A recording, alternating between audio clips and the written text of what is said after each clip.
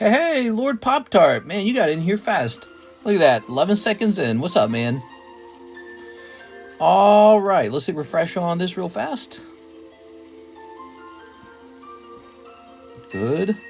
Tonight, I imagine the Charizard's going off. I think there was only one spot in the Charizard anyways.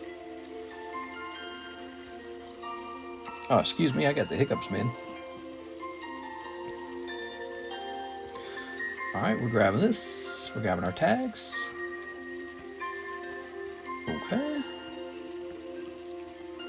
And now we're going to say exclusive. Let's see. What should we say? Exclusive Meowth signature break. We should also say now accepting. Gotta send me a galaxy, bro. Who's going to send me a galaxy? Live card shop. All right. All right, making fun of that one guy. That's been on my feed lately. All right. So let's go ping. It looks like Alex is pinging. And then we're going to go over here. Like the stream. Where's the scoreboard? What scoreboard? The scoreboard. Let's see. Let's go ahead and do this. I just bought about $1,500 worth of Team Rocket Korean, one of the fastest selling Korean sets. Very fun to open, very affordable. Now, we had an order from Mr. NHCC, grade my waifu signature in my brother's bag. So he ordered that at the end of that stream. I want to work on Mr. NHCC for a minute. I think we're also going to be helping somebody else too, right? I'm trying to remember. Oh, yeah, we need to open up a Topps pack. So, very sugar. Let's see. So, NHCC.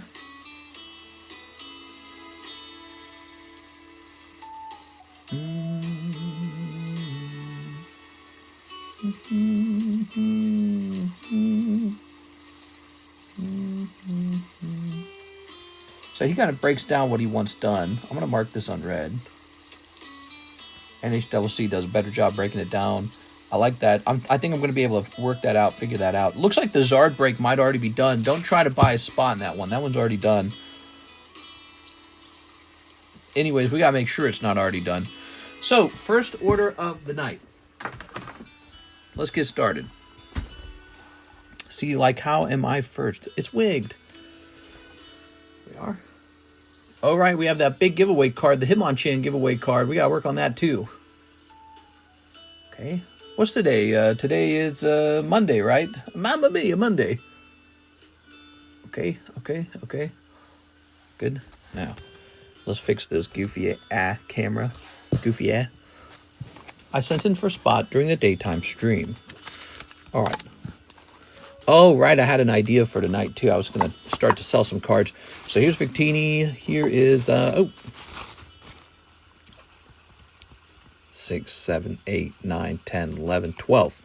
All right. And Oscar, you said you sent one in the daytime stream. All right. So there's no more spots. Don't try to buy a spot in the Charizard. He is sold.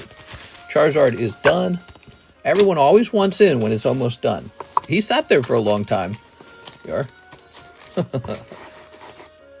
So NHCC Waifu Siggy.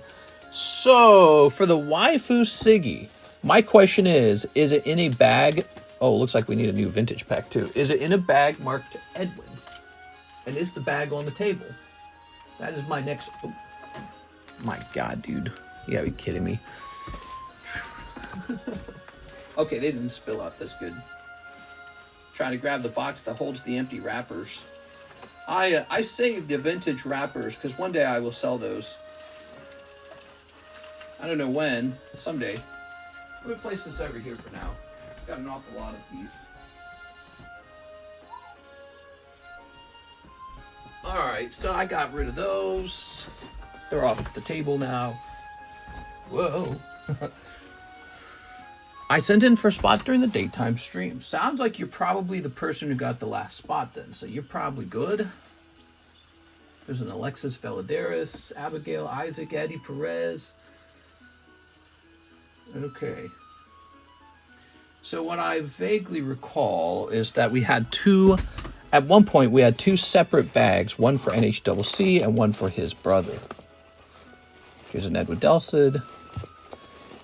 I don't know if we're still doing that.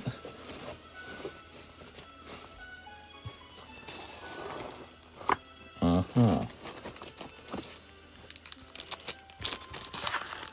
again, this one's already done. Get that out of the way. What is this? Oh, these are still for sale. So all of these are $34 for those free runs. If anyone wants to take a stab at those. Oh, what's this?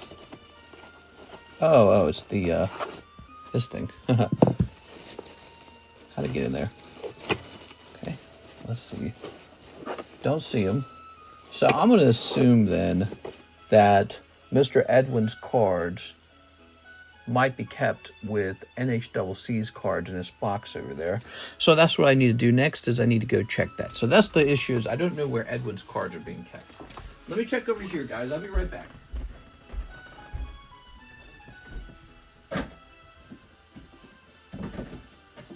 Alright, so here are a bunch of old boxes. We got NHCC. Here's some stuff with no names. NHCC.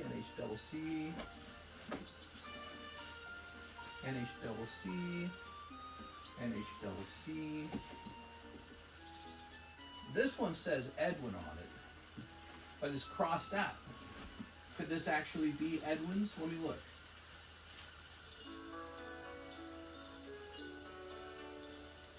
No, there's no signature in this bag.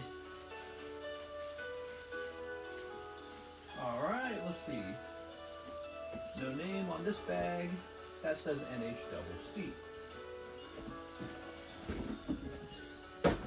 Alright, well, I feel like that didn't help. I still don't know. So why don't we start going through NHCC's stuff? Let's start going through his stuff. Okay. Let's see. Over here, perhaps. Oscar Sundays.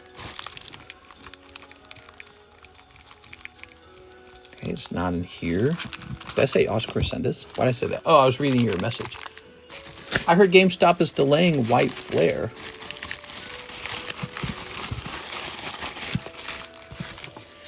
All right, what's this?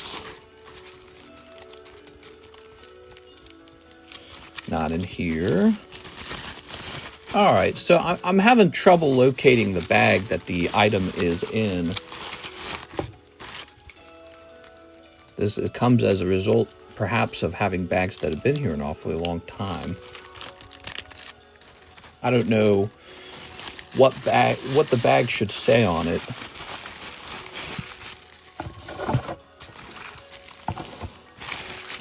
Let me ask him in the DMs real quick. Okay, we're gonna jump over here.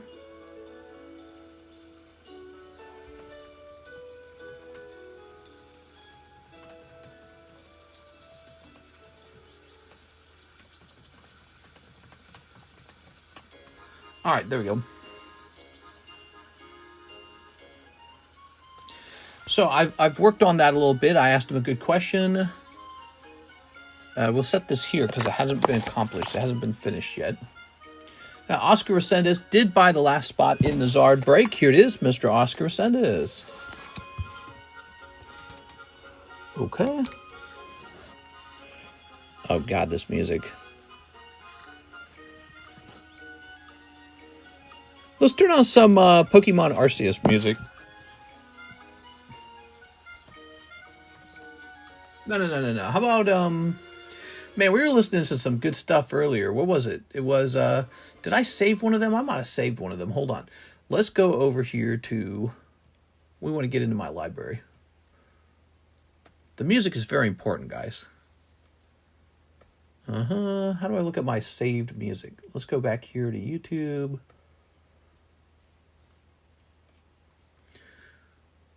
Playlists? It's under playlists, certainly. Live stream music? Let's try live stream music. Ah, here it is. This weird thing here. Lobby vibes. Part of the name is in Japanese, and then part of it says lobby vibes. Okay, let's see if we can get this playing. Soon I'll have another vintage Zard to add to the PC. All right, there we go. This music is perfect. Lobby music. Okay. I should write some music someday. I should write some shopping music. It'd be really funny.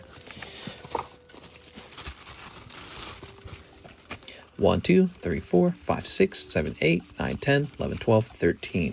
Of course, it won't be necessary because the AI will be writing it, right? AI will be writing all our music pretty soon. LBF Zard Break, come home to me. So yes, this Charizard gives you a $40 chance for a PSA 10 Charizard. That's fantastic. Considering how many packs you have to open and what your odds of grading it are. We sometimes go over the math on those kinds of things, but yes, let's go ahead and get this started. We got to do that sometime again. This time, I'm not forgetting the star card. Must have had my caffeine. Okay, we got 1, 2, 3, 4, 5, 6, 7, 8, 9, 10, 11, 12, 13. Okay. All right. 58 months Pogs. Where's the Meowth emoji? We have an exclusive James Cathcart signature card that we are breaking that you will want to jump into because this is not a very repeatable kind of break. This is a one and done kind of break. Those other signatures you saw probably will not come up to break. So if you want a chance to own James Cathcart signature for $40, there's an opportunity to open a $40 booster pack for it. 58 months. How many years is that? Almost at 5 years, huh? That's almost 5 years. Getting close. Wow. Long time, Alex. You feeling older? Dude, I feel so old. I started YouTube so long ago, man. I've been on YouTube for so long now. Approaching 100K on this channel. Imagine I had only worked on one YouTube channel. Like I kept it all on the TheCardconomist and I just swapped the name of that channel over to TheCardconomist. Imagine I had done that. We would probably be reaching 200K right now. I bet you we would. 4, 5, 6, 7, 8, 9, 10, 11, 12, 13. All right. There it is. Go ahead and give me a number to split the deck, everybody.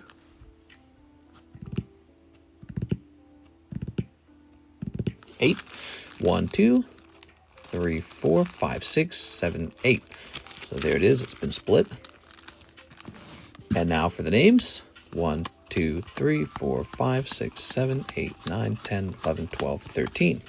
So there they are. Good luck to everybody in there.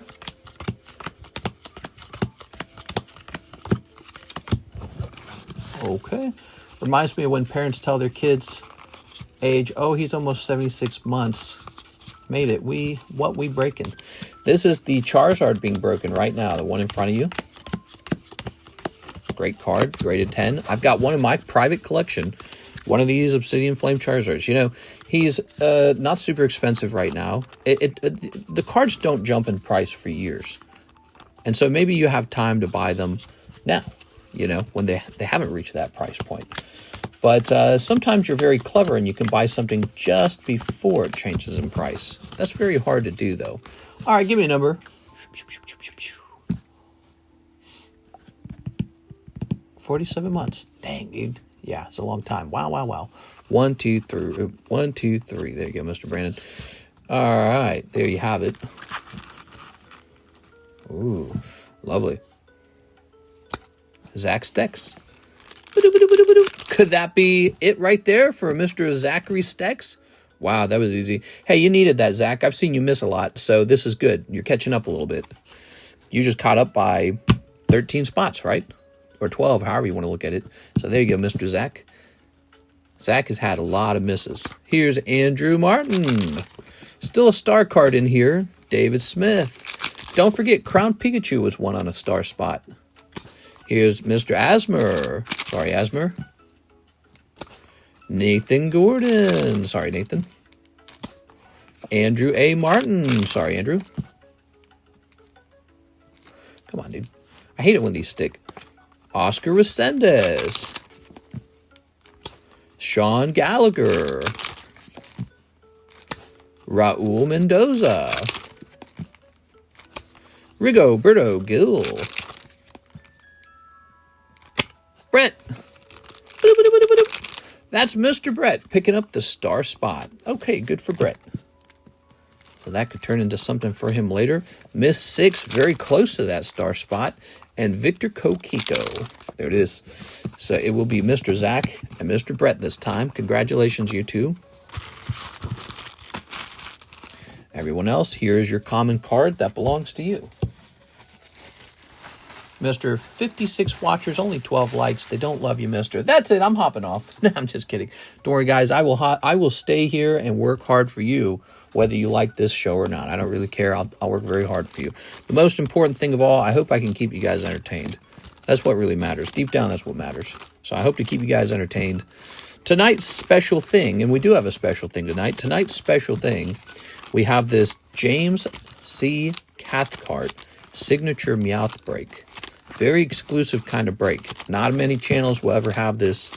You definitely can't get this at Walmart. You definitely can't get this at Target. Come here and enter that break. And lose your $40. Here you are. All right. Good. So these are reloaded.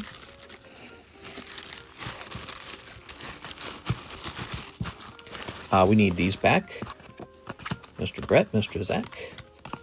Congratulations to you two once again.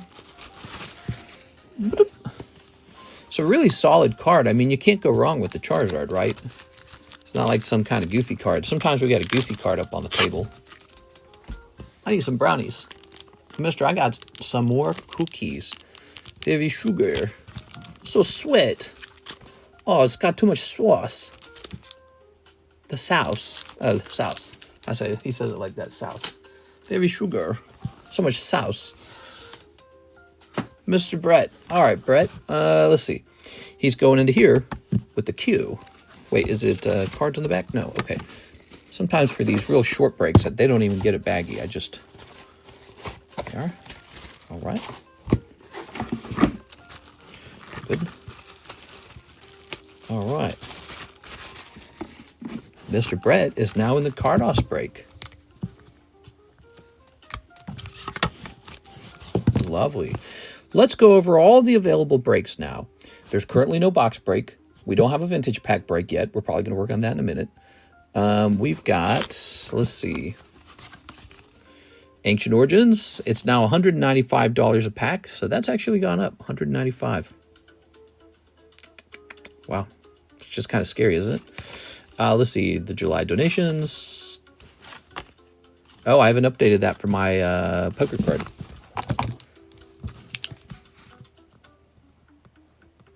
I guess it's kind of a fake number because nobody actually bought that poker card at $600, but that's what I valued it at. So here's the mega sub list.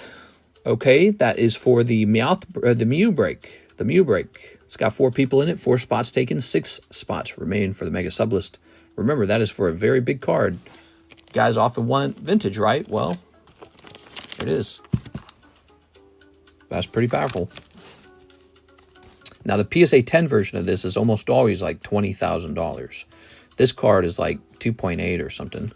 So, you know, the CGC Gem in 10s, they sell for less than a PSA 10. Well, this is way lower than a PSA 10 of the same card. Way lower. Pack break cheat sheet. Oh, yeah. I should store this online, not on the table.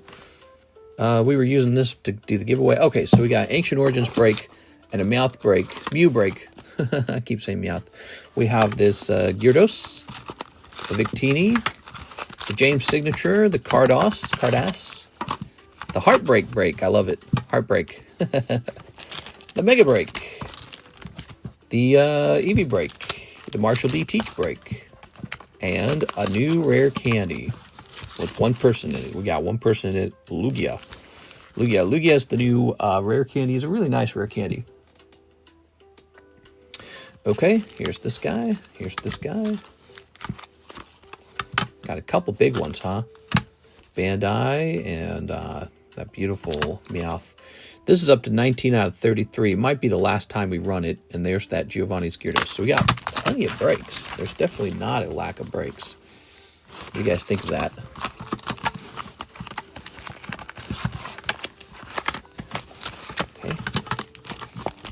But now, let's begin. Victor Kokiko, covering for the pack break and 1 pack of Prismatic. Is Luke Laurie here? We want Luke Laurie. Okay, Victor Kokiko covering for the pack break and 1 pack of Prismatic. What is he talking about, the pack break? Victor Kokiko covering for pack break and 1 pack of Prismatic. Let me go get the... Oh, I remember now. You had underpaid by like $2. I got you. It clicked. That was all the way back in the daytime stream. Now, here is that Prismatic. Was Tammy here?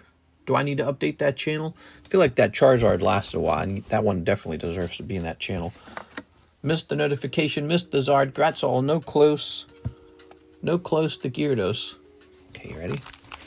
So here we go. Good. All right.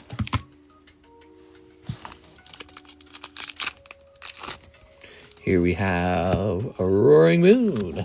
Oh. Since I never sold my Rebel Clash, I'm a rich man now. Yeah, I mean, even if you never really had like the super top expensive cards, even if you kept pretty much anything, it's all doing well. Here's Roaring Moon. Okay, Victor with the V. Okay. Very nice. Loan me some, Alex. Let's get a rotation on the slabs. These slabs are for sale. 1,500 full armor Alex. Here is King of Spades. Here is the Gym Break. Sanrio Hello Kitty. Here is Haunter. And here is Queen of Diamonds. That Haunter is so going in the Poke Shuffle. Easiest choice ever. 1, 2, 3, 4, 5, 6, 7, 8, 9. Okay, Poke Shuffles have been pretty popular lately, and so we struggle to keep anything in them.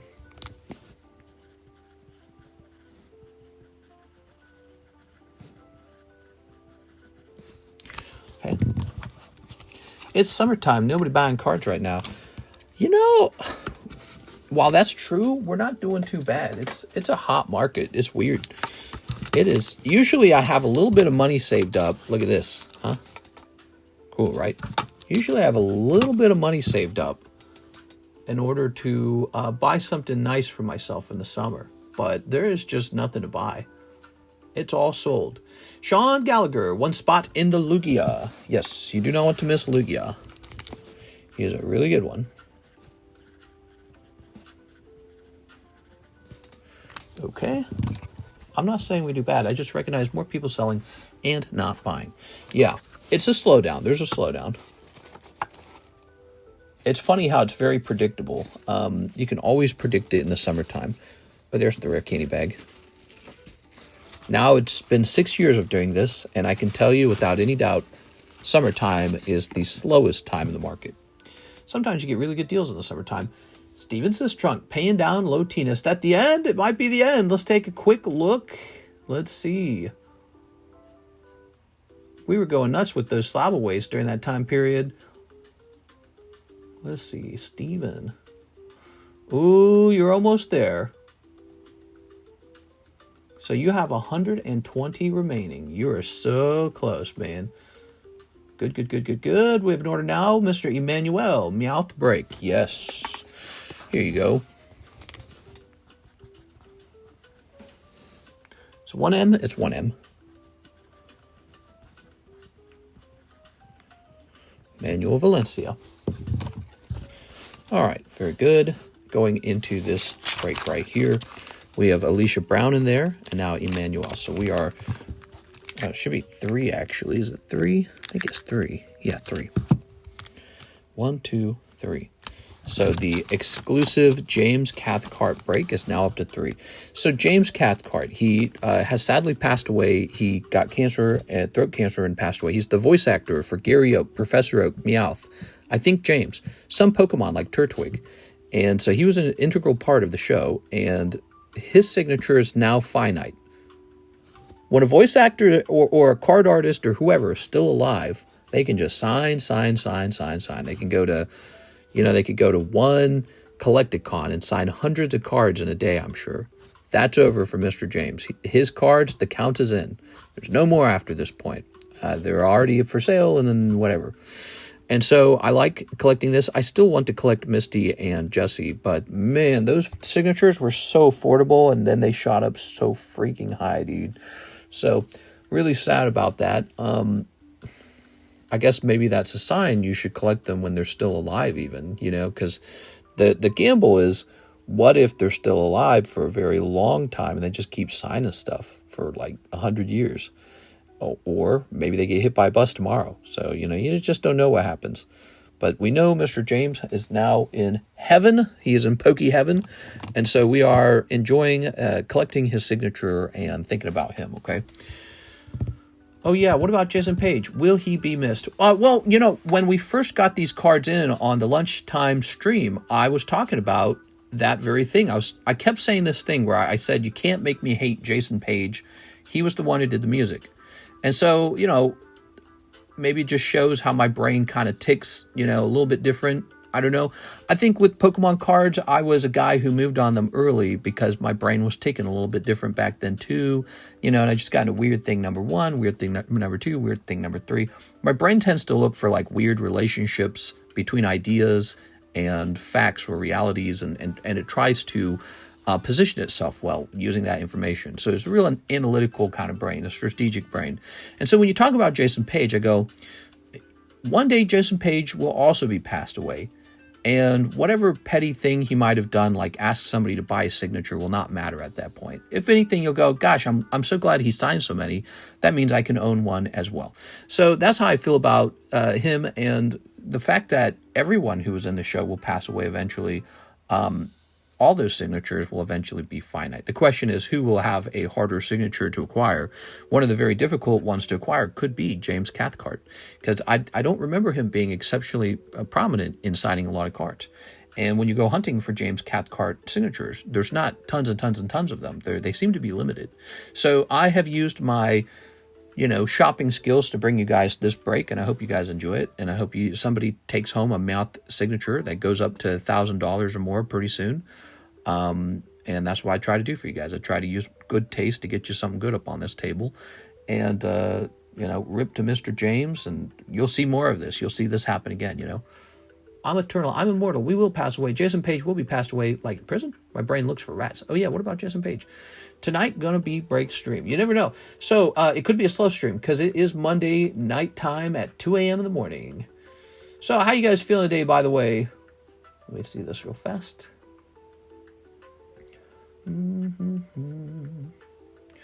So what is going on in the hobby? We are still waiting on some items to arrive, including the English White Flare Black Bolt, which is, we bought like $5,000 of that. We have a decent chunk of that coming. Eventually we will have that. You can put that down on pre-order right now. We could do a box break, pre-order box break if you guys wish. Sometimes we do those. Let's take a quick look at that. So the black or white ETB, it says black or white, so 135 pre-sale on those. Let's just see about this real fast. Okay, so it looks like we can do a 1 in 7 break for one of those. Okay, let's get that started.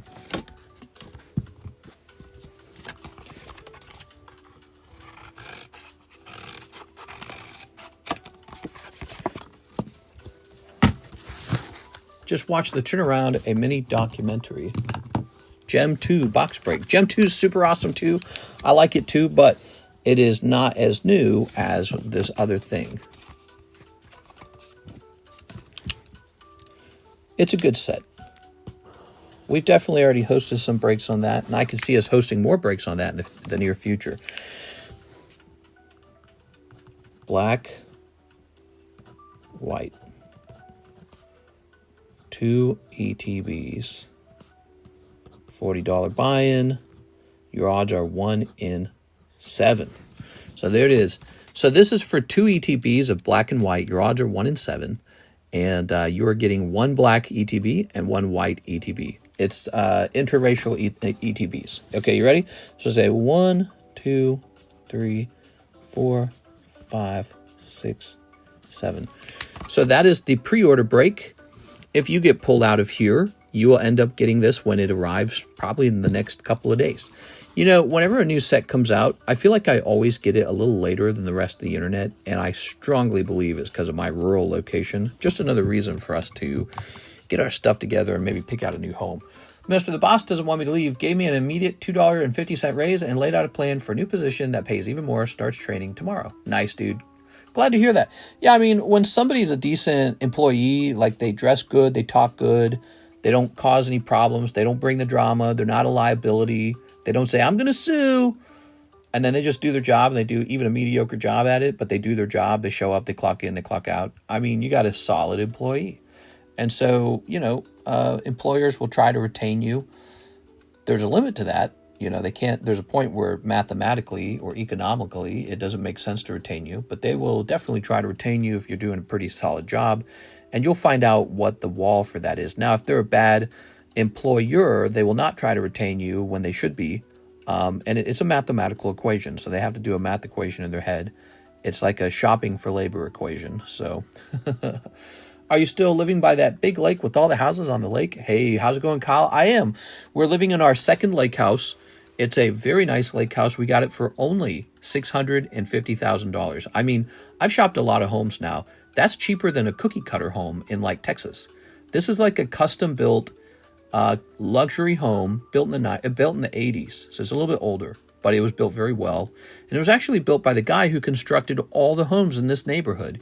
He built this whole neighborhood, and then he built this house for himself and his wife. So it was built with love, and it's a very lovely home. It has this really advantageous positioning on the lake, very gorgeous view of the state park. And there is a temptation to just say, screw it, let's just stay here. But there is a temptation also to move to a city with better health care, better access to doctors and health care for sure. Also maybe a place where houses will presumably appreciate faster. You know, this is just kind of rural Missouri a little bit. But then again, this place could appreciate somewhat. I mean, if they build that casino and they get the amusement park done, this could become kind of like Branson, right? It would compete directly with Branson. If they started building like a place to have fun out here, like a casino, Branson doesn't have a casino. And if they built this little amusement park and maybe another amusement park and another one, you know, could start to compete, I think. Maybe Branson would not like that. But Branson has a different clientele almost. It can service Oklahoma and Texas to some degree. If you go to Branson, you see a lot of Oklahoma license plates. I had 3 rats named Pinky, Brain, and Shadow. How's your evening, Marshall Mystery? You still, I already read. Oh, you still have that mystery meat in your fridge. No, we got rid of that. The haunted meat. That is the haunted meat story. Let's take a look at the queue. All right, so it is Monday night, and the queue is empty. The queue is empty. Nobody in the queue. We're just hanging out with each other now. And that is a great opportunity to work on the live customs, the Poke Shuffles, or maybe something else. So, So I have a lot of this. I have an unbelievable amount of this stuff right here. Let me show you. So what this is, you're looking at cards that are not going to be graded. They've been tested for 10. They failed the test. These are going to be 9s or 8s, and they just kind of lay around. And sometimes I reach for one and send it off because I just want to have something like a 9 to grade. Or maybe the card is now 5 years old, and a 5-year-old 9 is not so bad. You know, so I've got just tons of this laying around, and you wouldn't believe how much I have laying around, actually. I was thinking about taking it all and turning it into huge breaks. Fat baggies, and we could call them binder breaks because these cards belong in a binder. So people who like to binder collect, they don't like to grade collected cards. This is a perfect fit for them. It's not really a fit for me. I do almost exclusively graded cards. And I never sell these. I just never, sometimes like 1 or 2 get sold here and there, but that's about it. These almost never get sold. I just got whole boxes of them. So what do you guys think? A binder break, maybe I just start taking it because I got to have some way to liquidate these. The nice thing about it is you know exactly what you're getting. You know that these cards have been tested for 10, so there's no illusion about the possibility of a 10. And you know what you're doing with them. What you could do with them, you could send them out to grade for 9s. You could put them into a binder, like I said. You could take them and sell them individually on eBay. I don't have time for that. So there's many different things you could do with this, a lot like this. You sell them on eBay. If it's a break, you would be pulling all of them for 40 bucks. That could be a huge flip for you, okay? So, you know, if we got $500 worth of cards. So I'm thinking of calling it the binder break, and I've just got, you just don't know how much of that I have. I've got like 6 years of that, and it's all like behind me on shelves and stuff. Huge amounts of that stuff, just gigantic. I never really know what to do with it. Again, sometimes the cards get older and more valuable, and I take the ones that were like borderline or like 9s, and I go, well, let's send it in. Let's get a 9. And then it gets an 8. Dibs on the Houndoom. What about Haunted Meat? I haven't heard that story. What about Haunted Meat? I haven't heard that story. It says Pokey Nostalgia Store. Yeah, we bought this house because the woman who owned it passed away, and her children sold it to us. So, and they were old. They were like in their 50s and 60s, it looked like. So she passed away. And again, it was her and her husband built the home. So he had already passed away, and then she passed away, and her children were supposed to move into it. That was her dream, that her children will move in. They definitely did not move in. They said, yikes, let's get rid of mom's house right away. We want cash. Cash is king. We want cash. And so Karis and I bought it for $650, which looking back on it was an extremely good price. And now it is hard for us to move. It's hard for us to sell because every time we go shopping for homes in places like Las Vegas, Texas, even Tennessee, the prices are so much higher, and the interest rates are so high now too. It's really hard to move because we got such a good deal on this house. We're trapped in a good deal, and so that's a bit of an annoyance. Okay, so if you're just arriving, guys, and you're seeing this sheet, this is a black and white 2 ETBs break. You get 1 black ETB and 1 white ETB. It's 1 in 7 odds. It's a pre-sale break. We call them pre-sale breaks. We do this just before the product arrives so that when it does arrive, you just instantly have it. It's pretty fun. We're getting a lot of product. Actually, I should be able to see the tracking on it, shouldn't I? Let's see. This was a really big order. Bought it some time ago. Let's see if I can go find it.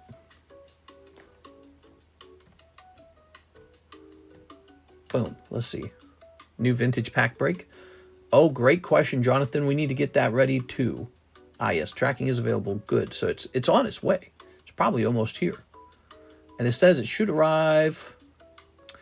Man, it's going to arrive in like 6 days. All right. So we got like 6 days before the black and white ETBs arrive, guys. When did the black and white release? Black, white, flare, English release date. Oh, the release is in 3 days. Oh, okay, that's not so bad. Huh. Okay. That's cool, man. Supposed to say rat this Friday. Did the PRB1 ever come in? PRB1. Didn't it? I mean, do we have it on the menu or did we run out? Oh, man. I hope the guy I buy from didn't receive a payment for that and never shipped it. PRB1 sold out. All right. I'm going to go look into this. He's asking about PRB1. Oh, man. There's got to be a way to search conversations. Oh, God, dude. Let's see. Let me try and find it. Give me a second. This is going to take a while. I'm going backwards. I conversate with this guy over Instagram. That's how me and my supplier talk. And we had a lot of conversation about different sets.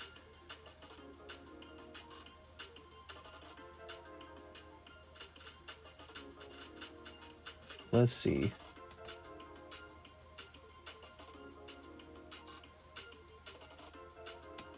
So here's a tracking for PRB1. And how did he ship it? He shipped it via... Okay, it's a FedEx shipment. Give me a second, guys. Let's see if it's still on the way. If I do get it, my schedule will be insane. I'm not looking forward to it. Hey, man, upgrade. Tammy, if you're being offered a better job, I say go for it, man. Okay. The tracking number you entered cannot be found right now. Please check the number with the shipper and try again.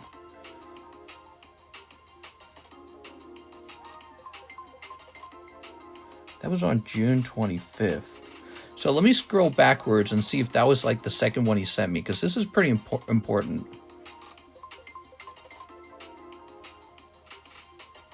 I don't think we would have sold through.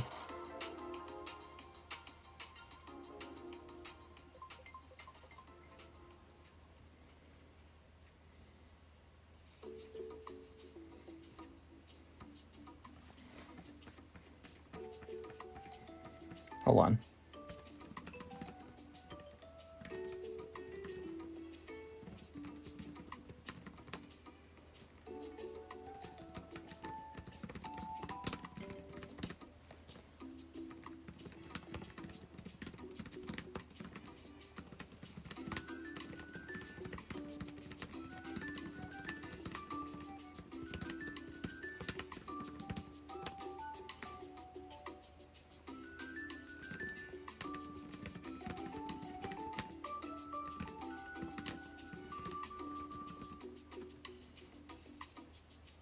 All right, so I'm asking him about it.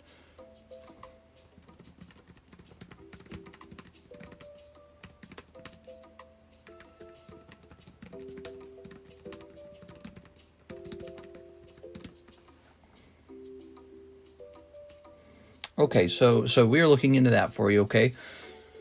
All right, signed my offer letter today. I get a $1.50 raise even though it was a lateral move. If you make more money, you're able to retire more early, which then needs to be able to be free with your schedule. I prefer being able to deal with my own schedule, to be fair. Yeah, that's cool. Karis, Karis does not want a higher paying job at this point, or she doesn't want another promotion at this point, because the work she does now is so tough. She's pretty much already at her limit. And I think that kind of happens to people. They go, well, I make enough. All right, Gabriel. Mr. Gabriel. But you guys know me. I'm a Scrooge type for sure. I must be some kind of Scrooge type. So I go, you got to do it. You got to make more money. What are you talking about, bro? You got to go make some money. Two cold ones. Gabriel Gallegos. One McDonald's dragon. I really should bring a bunch of those dragons over here again. And one English 151. Oh, what do you know? Right here. Rather than going with the school schedule where vacations are blanking expensive times only, I'm a piano teacher. I prefer managing my own schedule. Here we go. So let me go get this. I see you'd be on the school schedule.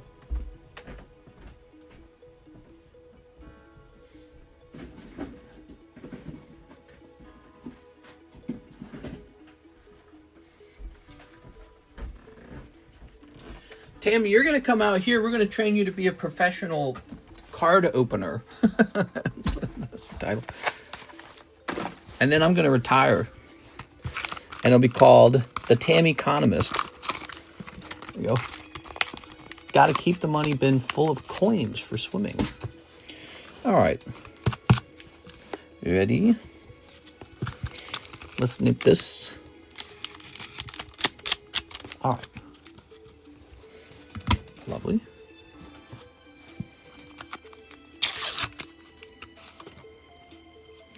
Myrodon Umbreon. Nice. I'd rather take a vacation in March where it's half price. There we go. Ponyta. Gengar. Ooh. Lovely Gengar. Okay. Good. Gabriel, not bad with the Gengar, actually. That's actually a pretty good pull. Yeah, I'd say that one was good. There you go.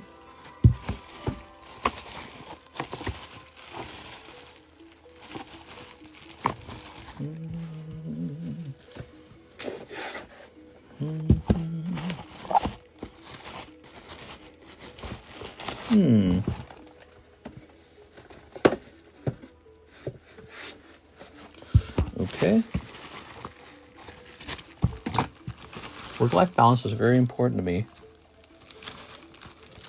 I had a blood test today. A stupid doctor had to stab me 2 times for the blood. The first time she stabbed me, I didn't even feel it. She did the typical, center of your arm. But she couldn't get any blood to come out. So then she's like, we'll try the other arm. Except she didn't stab it in the center. She stabbed it on the side. It was so painful, dude. If I could feel the needle cutting through, like, my flesh, it was so annoying.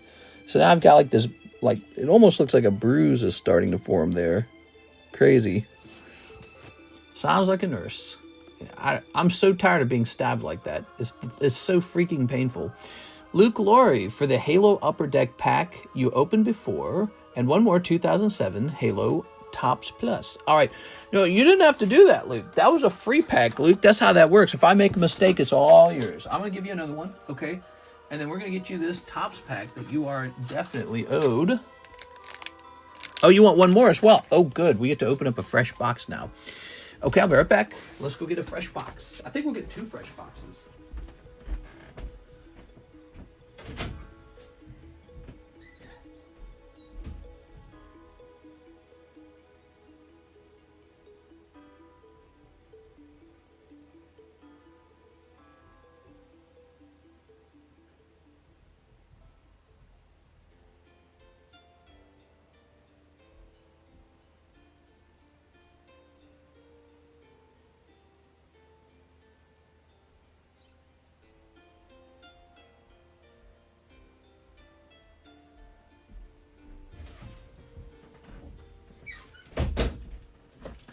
All right, here we are. We're back. Just remembered I wanted to start another break too. A non-Pokemon break. We got plenty of Pokemon breaks. This guy right here. So Moth Man break. All right, that is my Kickstarter Moth Man first edition. And Xbox is dead. Time to upgrade to a PC. What? No!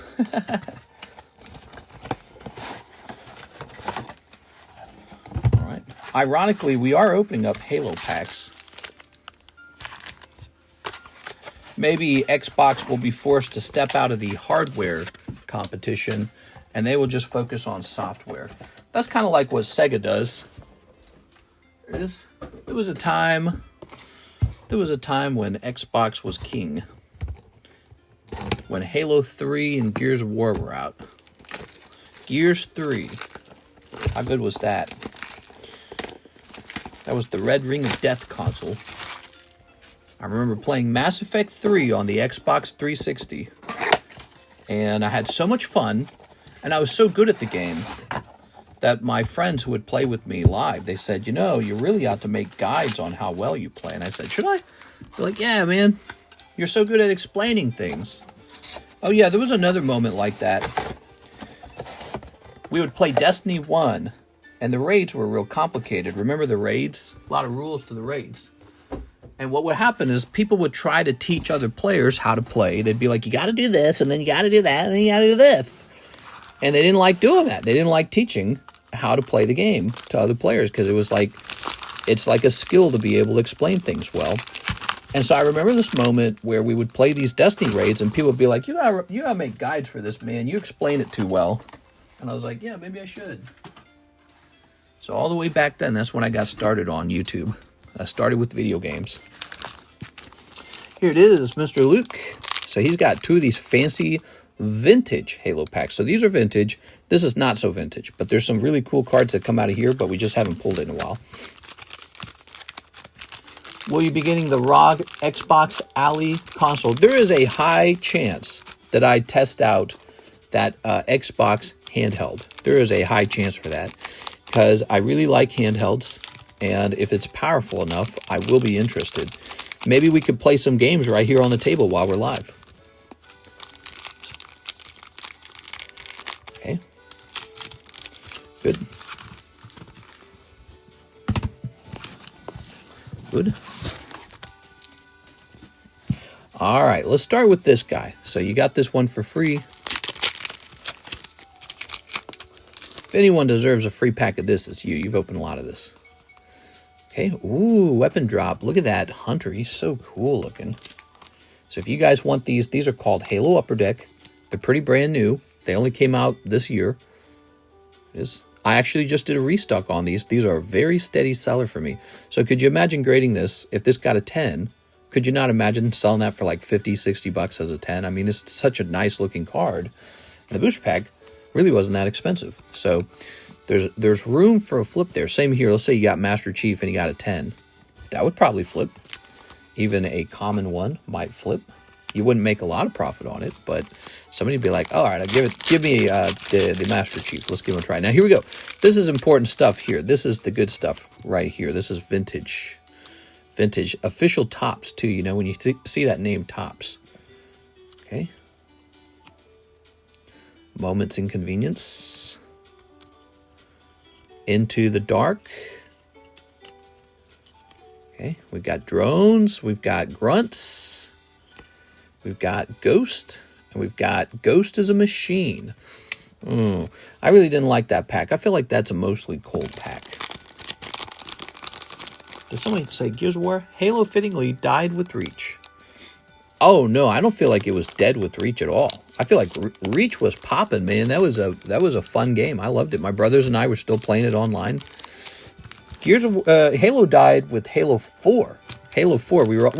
We were all expecting something good with Halo 4, and then it was like this whole Ur-Didect, whatever they are, you know, the race that wasn't chosen by the Forerunners. You know, you had like the Knights or whatever they were called, and the stupid dogs, and I hated it. It didn't feel like Halo at all. Halo was always about shooting like grunts, elites, brutes, sort of these very alien-looking, biological-looking things. You get to Halo 4, and it's like all robots now, and you're like, I don't give a crap about robots. What am I playing? And so I hated it. I didn't like Halo 4 one bit. Played the whole story with my wife. We did. Oh, what'd you get? Oh, look at that. Ooh, that's looking really nice, too. I'm liking the cut on this one. So you've got Cortana, and look how nicely it's been cut. Oh, I wonder if that one will have a chance for a 10. You know, these probably don't grade 10 very often. So anyways, I played through that whole campaign with my wife. Hated it. And it just didn't feel like Halo. And she had played Halo when she was younger, too, and completely agreed. So by the time Halo 5 came out, my expectations for it had fallen significantly. And they teased so much about a Halo 5 sort of like TV video game hybrid where the stuff in the game would affect the TV show. That never happened. It was just an idea and it never happened. So they were like teasing this cool idea and we didn't get it. And it was really frustrating. They did eventually make a Halo TV show. Karis and I tried to watch it. It was terrible. So unwatchable. It was just terrible. You are. So, yeah, it's, you know, art and storytelling and capturing people's attention, it's a skill. You either do it really well or not. But if you're going to do it for a AAA game, you better do it as good as it's possible.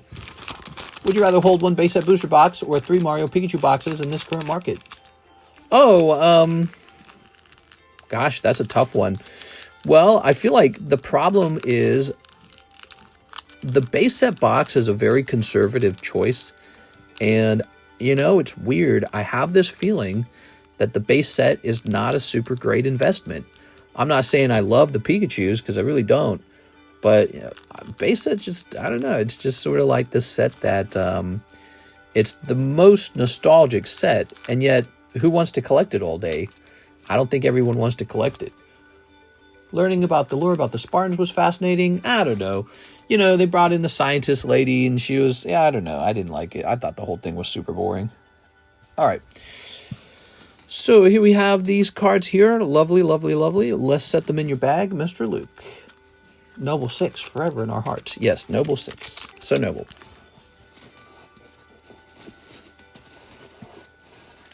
Yeah, this lady right here, she's boring, dude. It's almost anticlimactic. Yes. Catherine Halsey. Catherine Halsey was the scientist leader for the... I don't know, dude. It felt very like, I don't know, like modern storytelling and cringy. It should have been something more dramatic and insane, you know? Should have been something like... should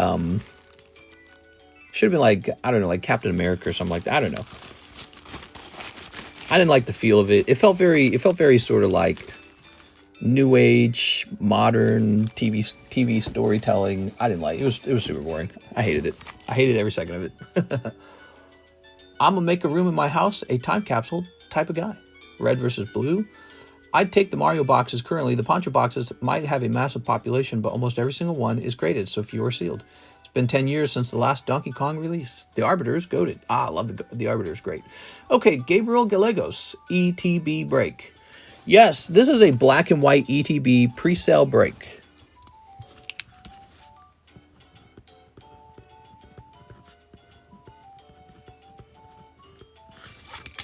There it is. Thank you. Did someone else not buy in here? I thought someone else bought in here. Did I process it correctly? So weird. My brain's saying someone did. Must be thinking about something else. All right. Well, we have an order from Victor Kokiko. Oh, here it is. It's Victor. Victor also bought in. That's what happened. Okay, Mr. Victor.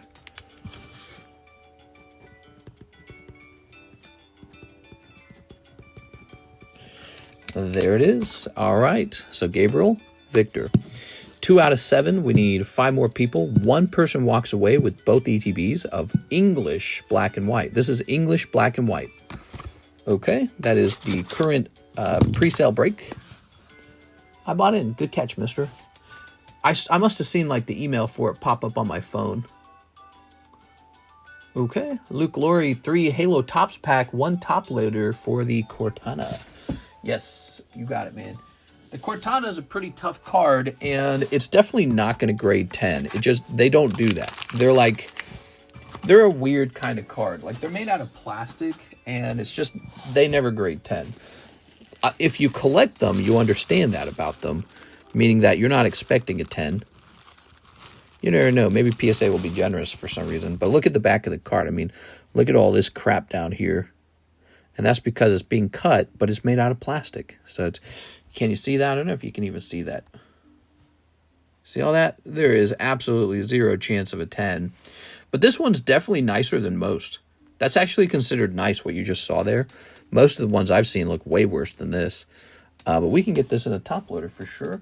Actually, here's a nice big fat top loader that might do very well for this unusually thick card. Oh yeah, we're in business, baby. Now, you want 3 of these bad boys. Look at this, guys. So 3 of these vintage Halo packs. Luke Laurie keeping us in business tonight. Thank you, Mr. Luke Laurie. Big orders for Mr. Luke. Snipping this. If you are just joining the stream, we have a pre-order break for Pokemon Black and White English ETBs. You get both ETBs if you are pulled in the break. It's a 1 in 7 odds. You have to buy in for $40. All right. So that's 3 beautiful Halo packs. Optioned for sealed. Oh, you want the sealed ETBs? Like usual, we'll do it, but the shipping has to be $15 at that point. So the shipping goes up if you want it sealed. That's caused me a lot of headaches, by the way, the sealed boxes, because we keep having this issue. Yes, what do we have? We keep having this issue where we forget to ship your box with your rest of your stuff. Wow, looks like it could easily have a shot at a 10. Wait a second, no, this corner's no good. Darn. The corner's not good, but see how the edges are nice and clean? So these often have this problem where there's like a bubble right here for some reason. I don't know what causes that. Yours is not going to probably grade 10 because of that corner, but if you pull another one of these and it also doesn't have this issue, could be a 10 as well. Could have a shot at a 10 as well. So here's a nice Master Chief card. I'm going to keep him in the front. I like that. So cool, man. Okay, and then what do we have here? I like this one where he's hiding from the Scarab. All right.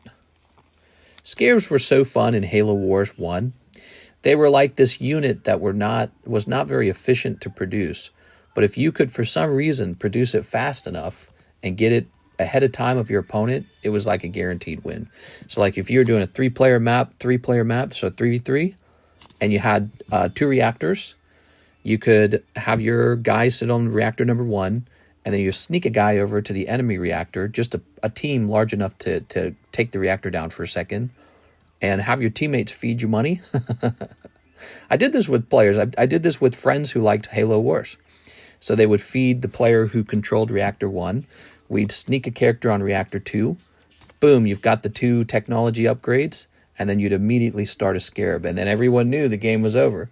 Like, the enemy didn't know, but you knew the game was over. So the enemy's only shot to survive at that point was to get an early army going, a really good early army, and it was important for them to target the person building the Scarab, which they don't know which base the Scarab goes on. Meanwhile, whoever built the Scarab swaps into building either a backup unit or engineers, and you run around. Ooh, look at that holo. The engineers would heal the Scarab, right? You had to have the right dynamics for it too. You know, certain opponents, it was not a great idea to run that Scarab. Also certain maps. So you had to have a map where the Scarab could climb on top of a mountain. If he couldn't climb on top of a mountain, still pretty high risk to build him because he's a really weak unit, it turns out. Never played Halo Wars. Man, I loved Halo Wars. I was so fast at it too. I was a top player. I was on the top 100 list for a long time. I only played one game type, the 3v3s, and I would often play with randoms, but I made a lot of friends gaming when I was, this was like 18 years ago, I was younger. So I had a lot of gamer friends, and they all kind of liked Halo Wars too, and we started playing together, and we would coordinate like that, and it was over, dude. You couldn't beat that. Early Scarab. Your team's goal was to knock out your opponent's what do I call it, reactor? The reactor gives you a technology upgrade. You can't build the Scarab without 2 technology upgrades. Technology upgrades were extremely expensive. So, you know, you're not supposed to have a Scarab very early on. You're only allowed to build them much later in the game because you have to have those technology upgrades. But I would get them very early if we were clever with the reactors. And, yeah, it was fun. It was fun. There you are. There we go. Hearing 18 years ago is wild to me. I was 4. Yeah. Well, if I'm 36, I would have been 18 years old 18 years ago. Okay, let me hit play.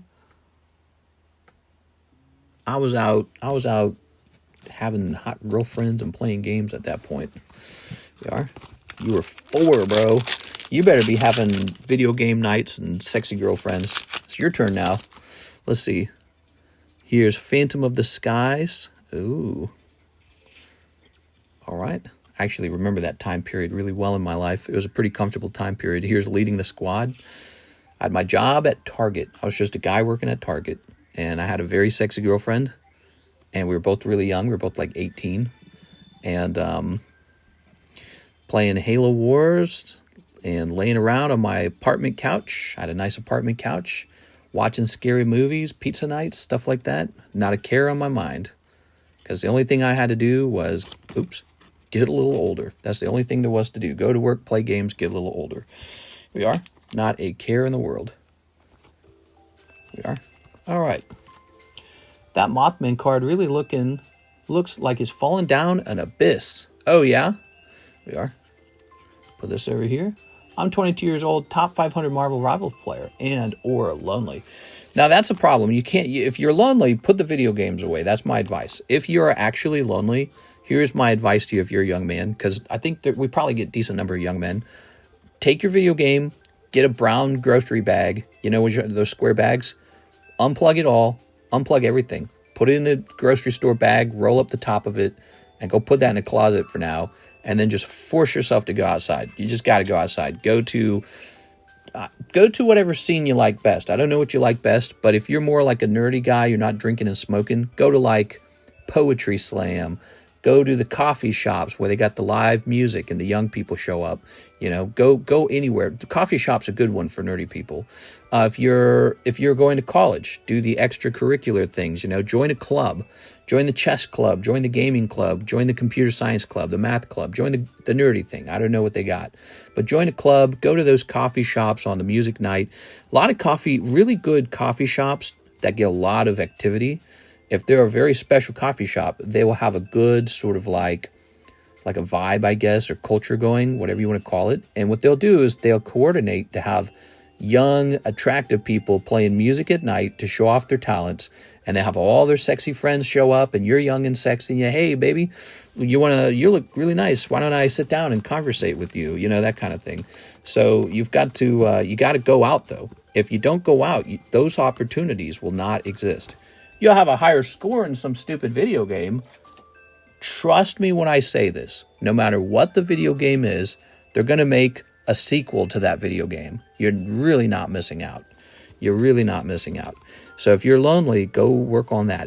It's way better to play video games together as a couple, or to do whatever couples do, whatever your girlfriend or boyfriend is into. Go out there and make somebody to play patty cake with. You got to be playing patty cake sometimes. Okay, I have buddies I play with and hang out with. I just mean single. Don't really have the time to mingle with work and school. Hey man, I had work and I had school, and I definitely mingled. And school especially. I was mingling in school with Karis. That's where I met her. And it was a huge advantage to mingle because we were taking all the same classes. So we were study buddies. I gave her an A. We are. All right. Let's see. But no, it's very useful to have somebody who's taking the same courses as you, because you can say something like, hey, can I see your answers? And they say, okay, but make yours look a little different. We are. So you get a lot of advantages. He is better. Start a girl magazine. That's what Hugh Hefner did. Oh, no. Don't know if I would model Hugh Hefner. Luke, Lori. Hugh Hefner, the idea of him's more like a fantasy. Like, look at this guy. He's with the hot girls. He's successful as an old man. The girls love him. He got the mansion. Man, that is some soul-sucking lifestyles right there. You got to find something more meaningful than that, in my opinion. But yeah, I mean, he's cool. Moth Man. He is coming up, and he's not coming back down till he's gone. Moth Man. Here we are.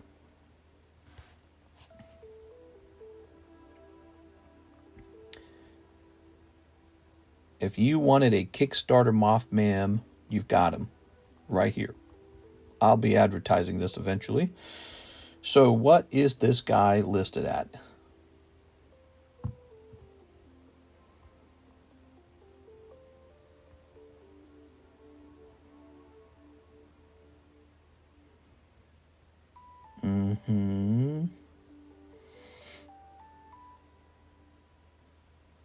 There's a reverse hollow for 875, but the true hollow is 1.2. That's what we have. 1.2. Okay. It's a nice even number. It's exactly 30 spots. Cool. So the Mothman break begins. Okay. Give him a nice clean sleeve too. So he's actually up from when I bought him. Okay. That's good. That means he appreciated. It's a good thing to say about a card that you're getting ready to sell. He went up. We are. As you know, we are moving, and so I'm still reaching for things that I can sell. I'm giving up my Metazoo stuff that I was playing around with. The truth is, Metazoo's made me some money. I've sold a very heavy chunk of Metazoo Hello Kitty. That's been quite popular. I mean, we must have sold like 30 boxes of that or some crazy number by now. Doesn't look like it because it only gets purchased here and there. But, I mean, I order them like 10 boxes at a time, and we've gone through like 3 of those. And then you've got the brand new set that came out. We sold a little bit of that when they came out, maybe about 4 boxes of that. Not a crazy amount. And then the Kickstarter set has been selling very well. The Kickstarter set, which, by the way, we have a break on that right here. That is a gym break, $22 buy-in. Nobody in this round yet. I believe I'm about to sell out of this. I think there's only a couple packs left in that box that's done. So, yeah, Kickstarter box been doing fantastic for me. And then this. I bought this with the intention to resell it one day. Kickstarter Mothman. That is today. Ooh.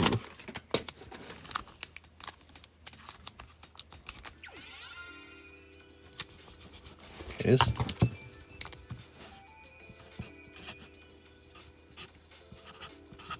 So that is just a straight 1 in 30. Okay.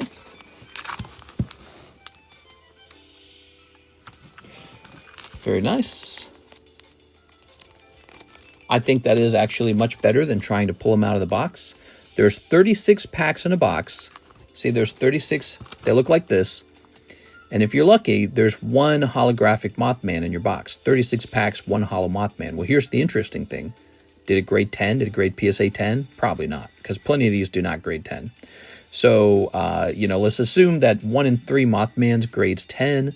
That means you'd have to open like 3 boxes where they're like right here, see?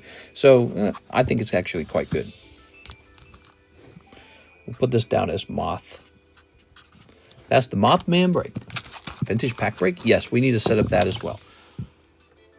So he'll probably be up there for a while, because I don't know how fast that'll move. I know we have a couple people who like Metazoo, but I don't know quite how many.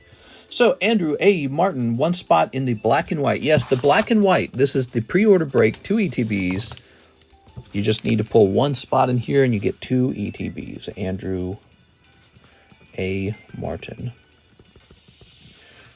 Good luck in there. 4 people are needed to finish it. 2 Pokey Shuffles. Can you read my message?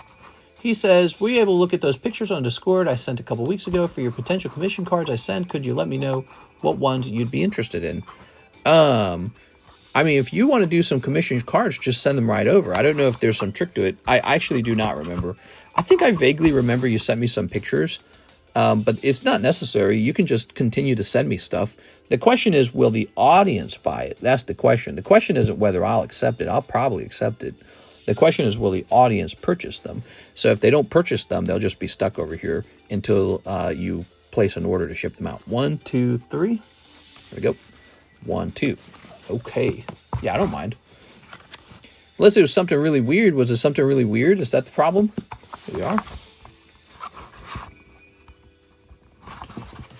Maybe I'll go take a look at that real fast. Maybe it was maybe you're worried that you're grading exactly the same thing I'm grading. Let's see. I'm trying to remember your... Here it is. So you are wanting to send in some Amadas, some EX Deoxys. Is this right?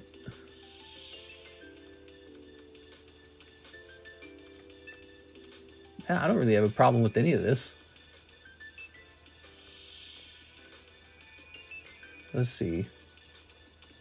You got some Pokemon Stadium. Those are always fun. Oh, Pokemon Red. So I think, with the Pokemon Red, that one's a really direct competition. But currently, I don't have those direct ones you showed me for sale. So I don't think it's a big deal if I don't have them for sale at the moment. Comic Image South Park. So you got more South Park. Yeah, you can send these in if you like. I don't mind. I can't promise you that they sell, though. Unless you're, wanting to drop the price to some very attractive price. Let's see, you got an Omastar, you get a Charmeleon, Charmander, Silcoon. Okay, so that was Mr. Andrew A. Martin, and now we have an order from Order 66. We have Brandon Warder, 1 into the ETB break. Here you go, Mr. Brandon.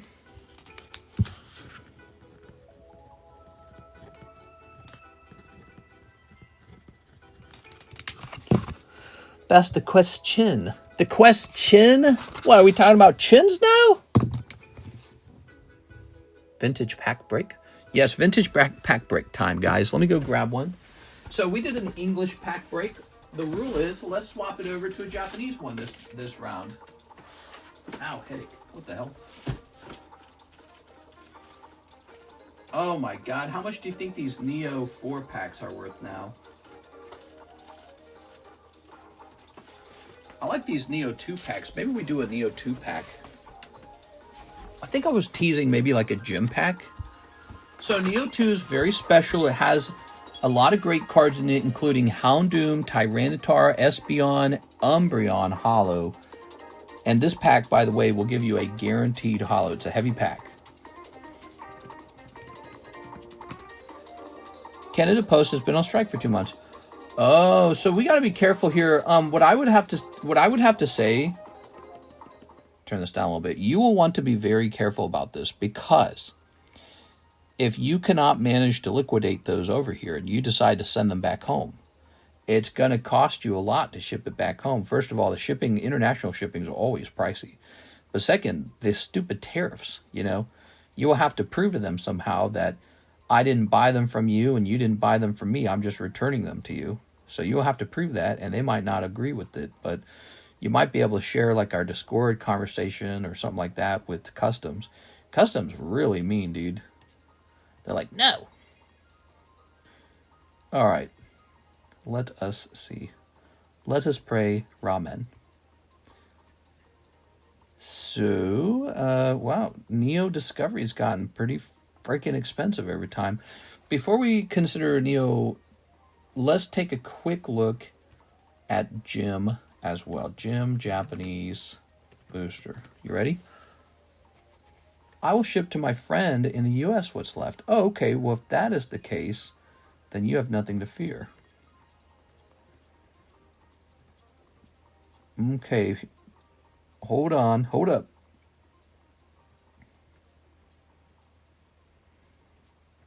Trying to get you guys some boofties. Okay. I like this one. Uh-huh.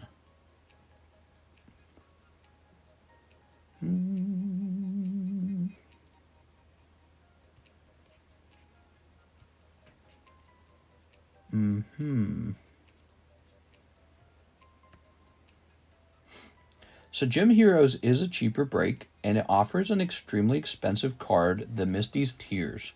Let's see what a PSA 10 Misty's Tears is selling for real fast before I make the final choice. I'm trying to offer you guys the best value here.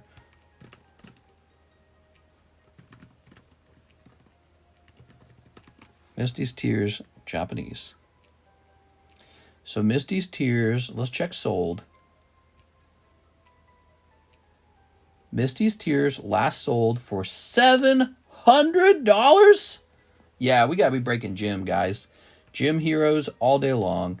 That is a better value than Neo, in my opinion. It has a lot to do with the fact that you are getting a chance for that Misty's Tears, which, by the way, is nothing more than a common. It's a simple common card, and yet it is so highly, highly, highly desirable. It is a common card. You can pull this card. It is not like extremely special to pull it. People pull this card. Oops, we do not want this. Close that, please. All right.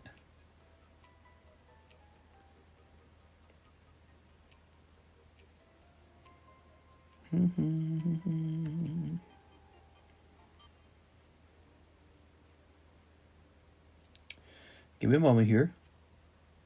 It is trickier than ever to restock these.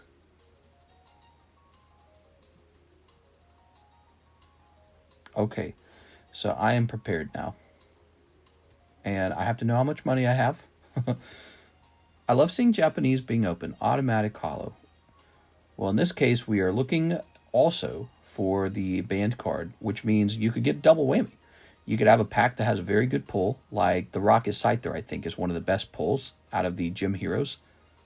What kind of money we got? Okay, we got a little money, so we should be able to do this. You got to make sure, you can't run out of money when you're doing this stuff.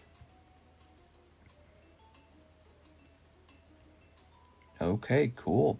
Now I'm going to go grab a Gym Heroes. Gym Heroes will be the next opening.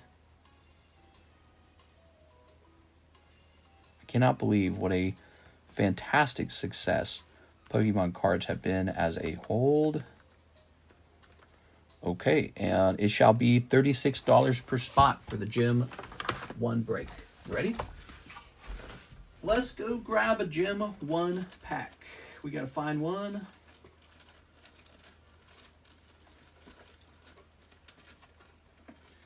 I had to separate these by Japanese and not Japanese. That would make my life a little easier.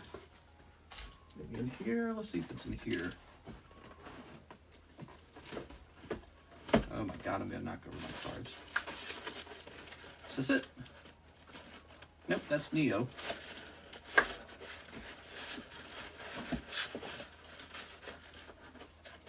Ah, here we are. Lovely. Okay, and I'm gonna put this back. And I'm going to put this back. Setting up the vintage breaks always takes a little time. Speaking of which, give me a moment. While I'm working on this, let me grab, get this out of the way. Let me grab some more vintage packs and put them away, actually.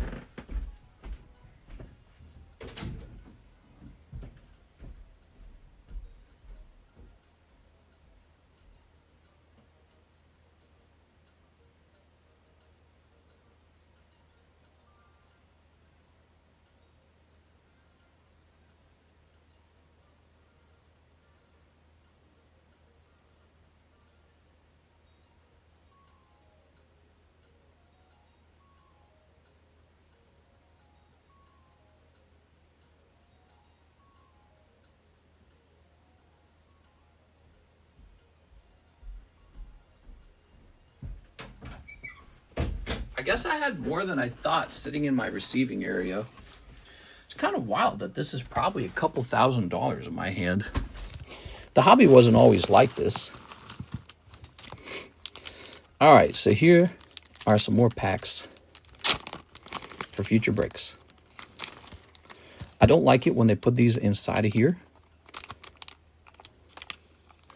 because this is not designed to hold a whole packet of cards. So I don't like that they're potentially adding friction to the edge of the front card.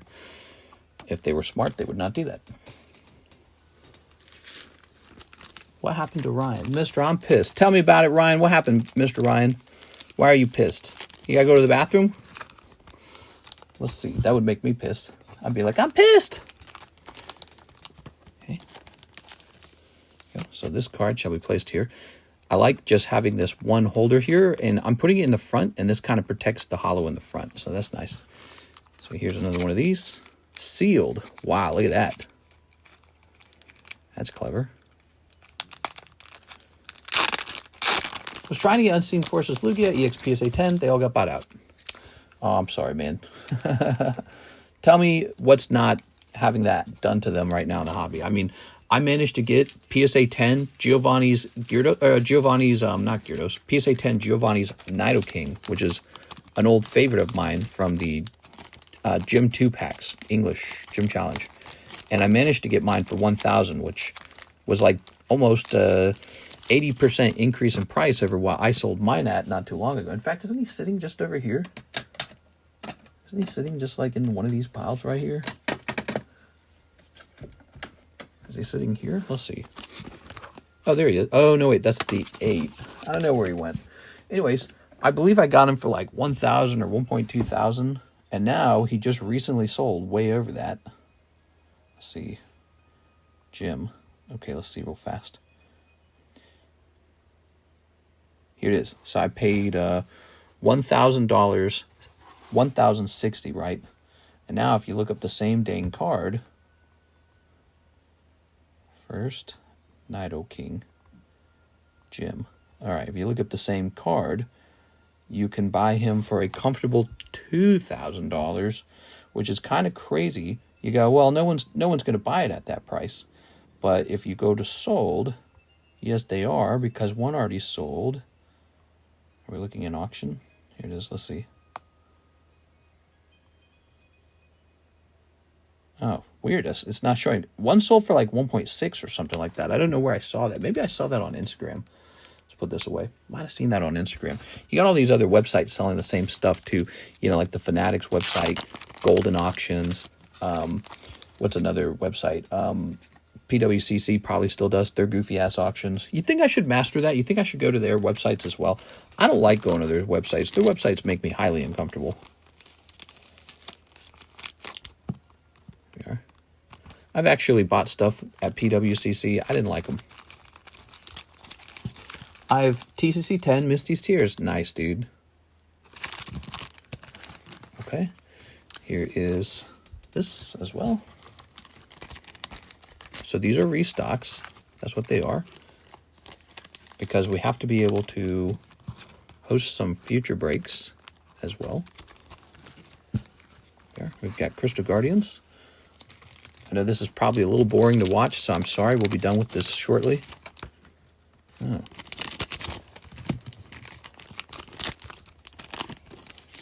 Lots of plastic being wasted, being thrown away. Lots of plastic. Fanatics is PWCC. They got bought. Oh, okay, good. good. That's a good thing. Now PWCC can be trusted or something. Under new management. So that's good. Yeah, they did some shady stuff. Oh my god, how much stuff do I have to sleeve? I still haven't sleeved these. This has been a build-up over several months. So I bought these a while ago. I didn't just buy these yesterday. I bought these a while ago.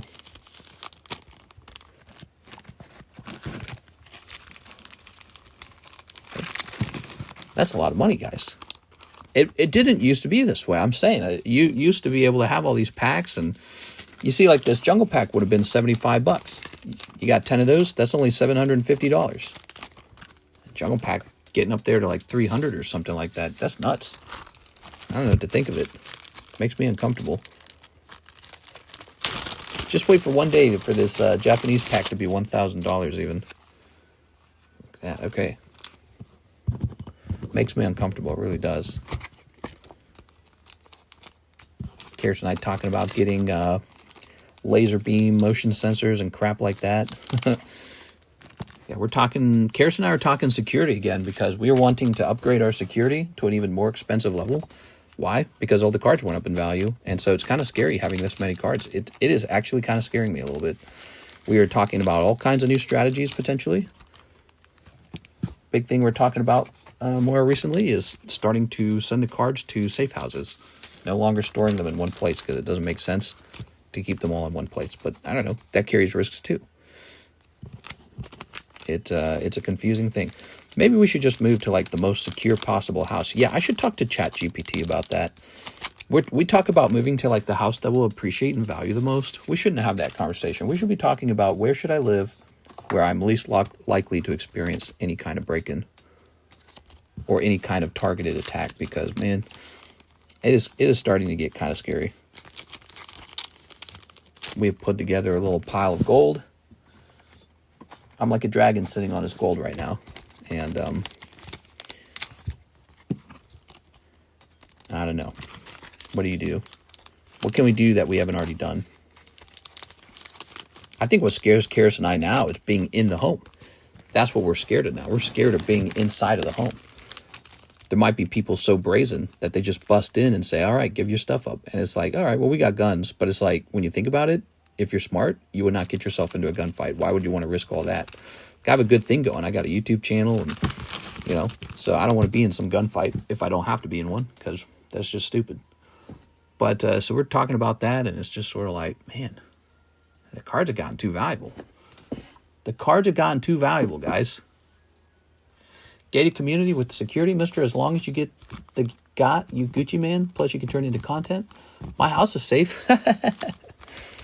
I'll put it in your house. No one will ever suspect that. All right, so look at all that, guys. That's some cards. That's all for future breaks. It's all nicely sleeved.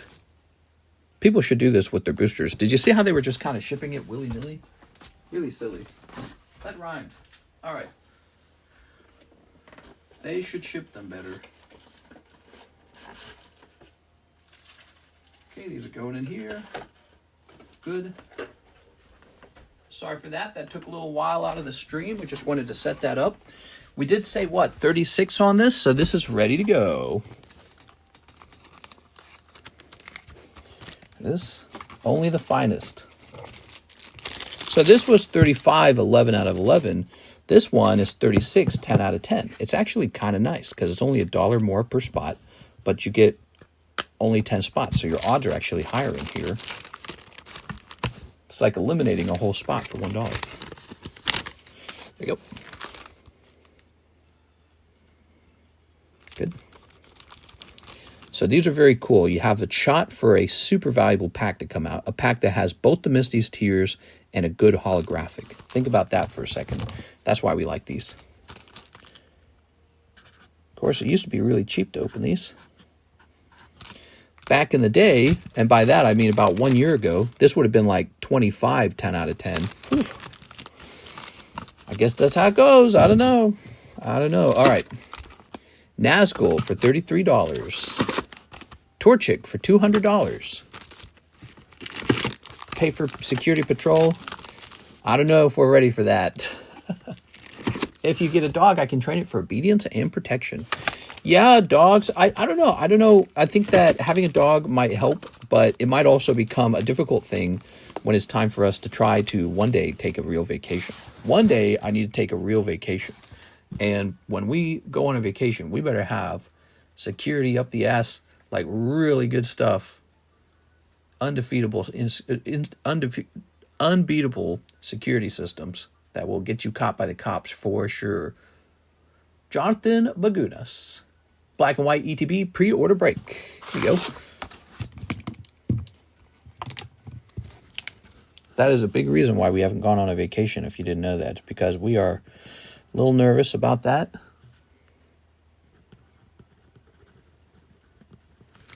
There it is. 6 and 7. Mister is going to Golden Corral. Mister's vacation is going to Golden Corral and staying at a inn. Hee hee. Simple fix. Pay me again to watch the dog in the house. Remember, I do jiu-jitsu. We are. Okay. Do you still have Gold Star Torchic?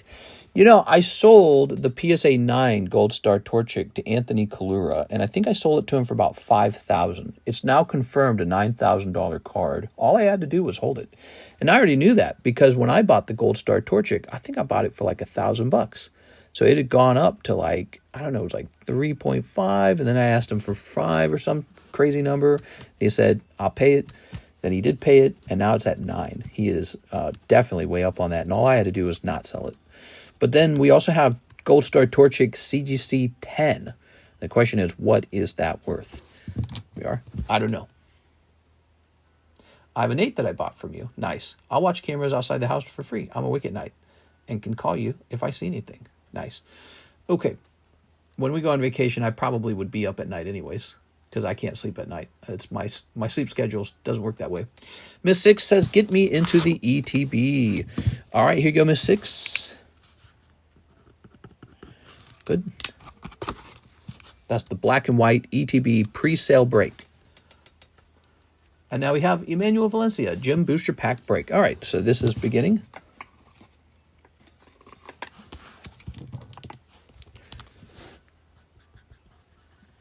Did I do this twice? I did. It's EMA.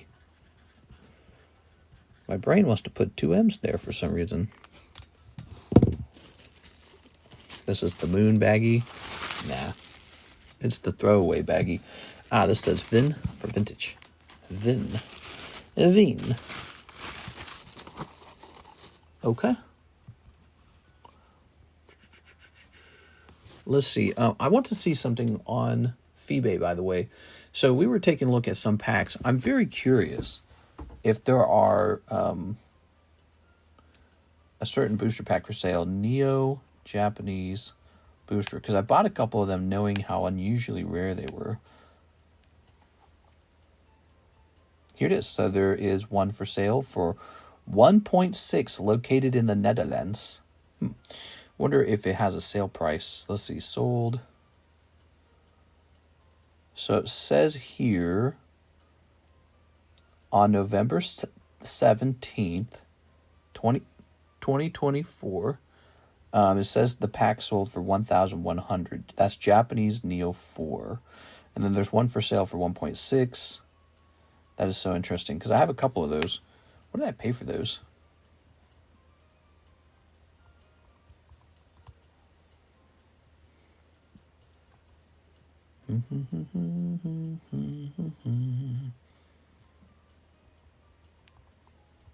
I just want to see it real fast. I'm curious. Well, I paid... So I got a PSA 10 of it for $951. That's a graded one.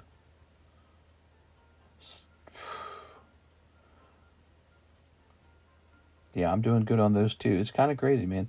Yeah, I don't know, man. I predict Andy will win. Either Andy or Kokiko. I've been missing Don't Worry, Don't Worry. Let's see. So, we have an order. Jonathan Sylvester, use my store credit for a spot, and here's for another spot in Gym Heroes. Sounds good. Here it is, Jonathan Sylvester. And Jonathan Sylvester.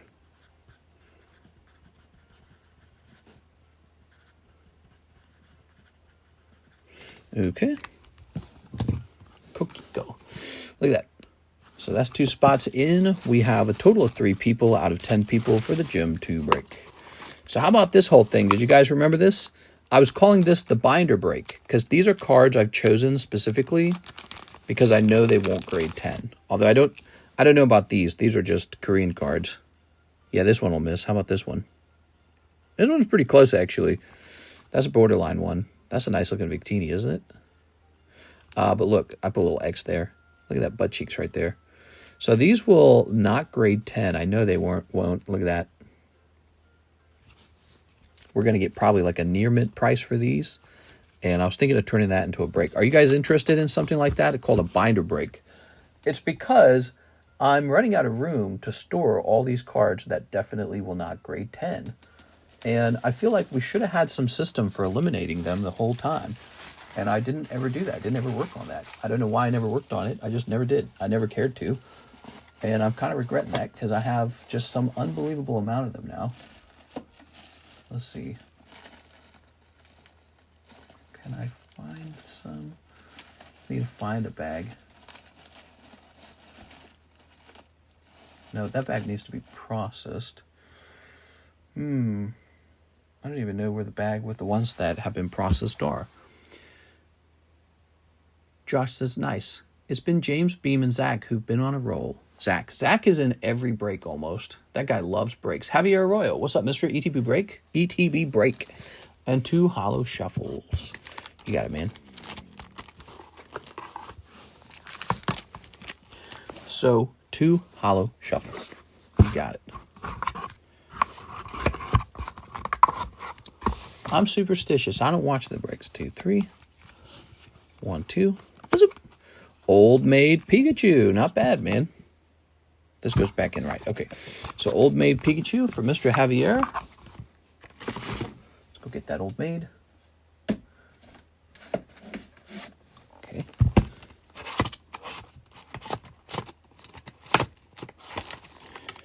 Is it this one? It's got to be this one. All right. Very good. Where's my music? My music paused. 5 playlist. Fruitager playlist? What does that even mean?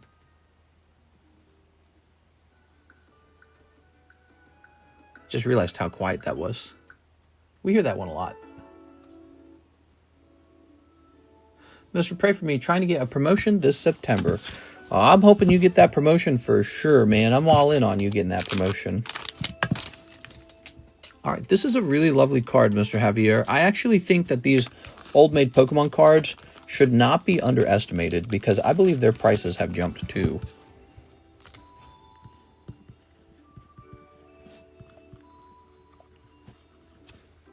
Good. Okay. Thank you for that.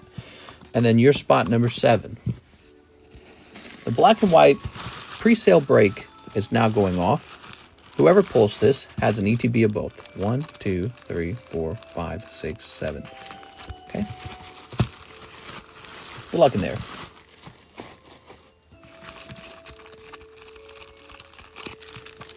I got the Slowpoke Old Maid, PSA 10. It's cute. There's a lot of cute cards in there.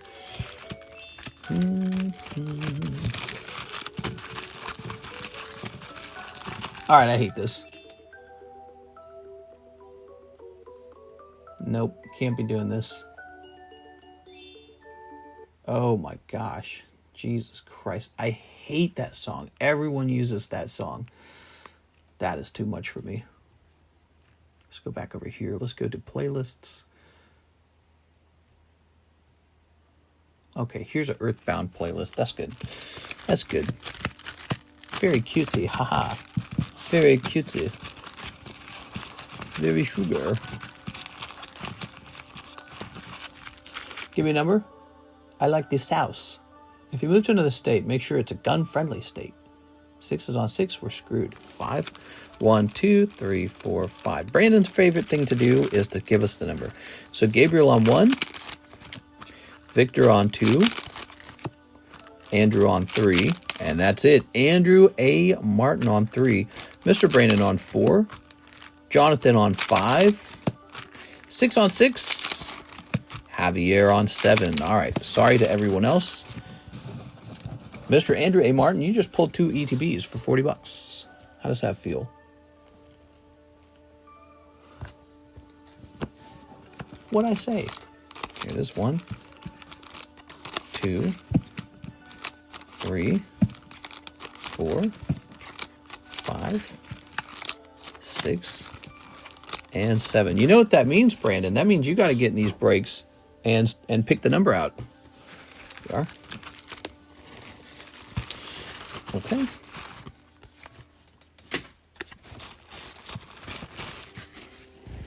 Set that over there.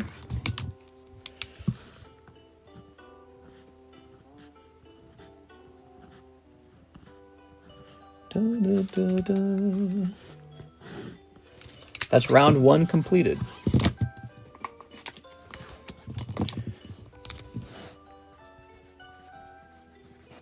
Congratulations, Andrew. You must be so excited.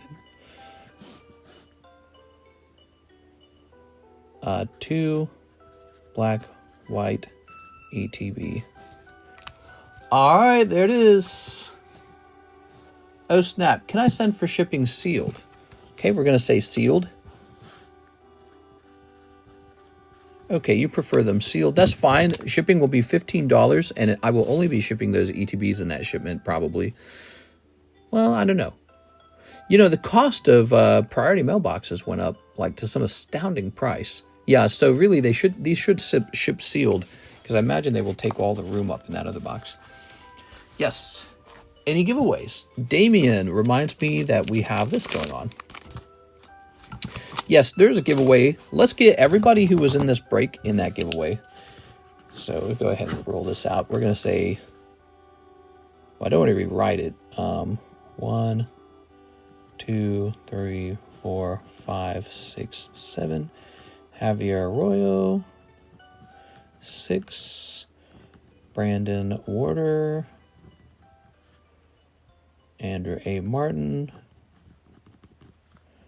Victor Kokiko. Wait, am I missing somebody? Oh, Jonathan Bagunas. Okay, Jonathan Bagunas.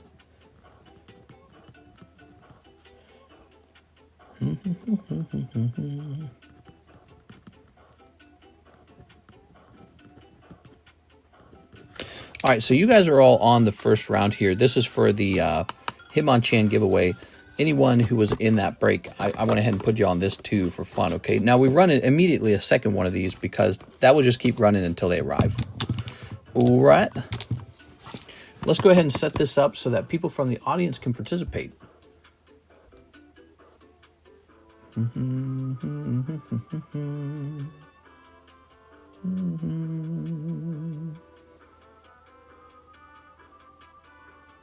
Wait a second, why does 6 get their nickname? I'm bringing back Carl, you deceiver. Brandon is boring.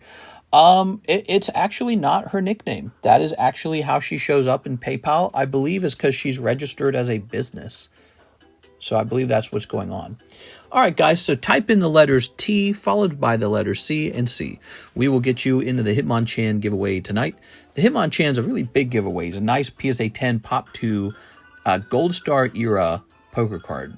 He's not Charizard, but if he was Charizard, he'd be like 1,500, maybe 2,000, I don't know. Because that Charizard from the leaf green stuff, he'd just be super expensive. Well, what do we have next? We have a Larry Ellis order, it looks like. Is that right? And Lurie. 1 Prismatic Evolution. 1 Korean Rocket. So I just did a pretty large $1,500 restock on Korean Rocket cards, by the way, guys, because I like that product a lot. So we have a lot and lot of Korean Rocket. I know you're not all going to buy all that in one day. That's for the long-term future because I think they are a fantastic product. Really good product. If you move to the Bay Area, I'll be your security. Sadly, California seems like it's off the list. It's a nice place. I'm sure it's very fun. You guys have got a lot of food, a lot of events and stuff. There is huge downsides, though. For example, Karis and I, because we have a good combined income, we'd fall into the top income tax bracket in California. And so we'd just be losing like 15% of our income to California. We currently lose something like 4.9% to Missouri. It's like 5%.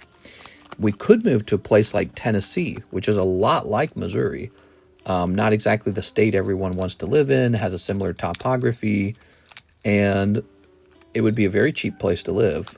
And then on top of that, there'd be no state taxes. So we could just keep like a really solid chunk of money.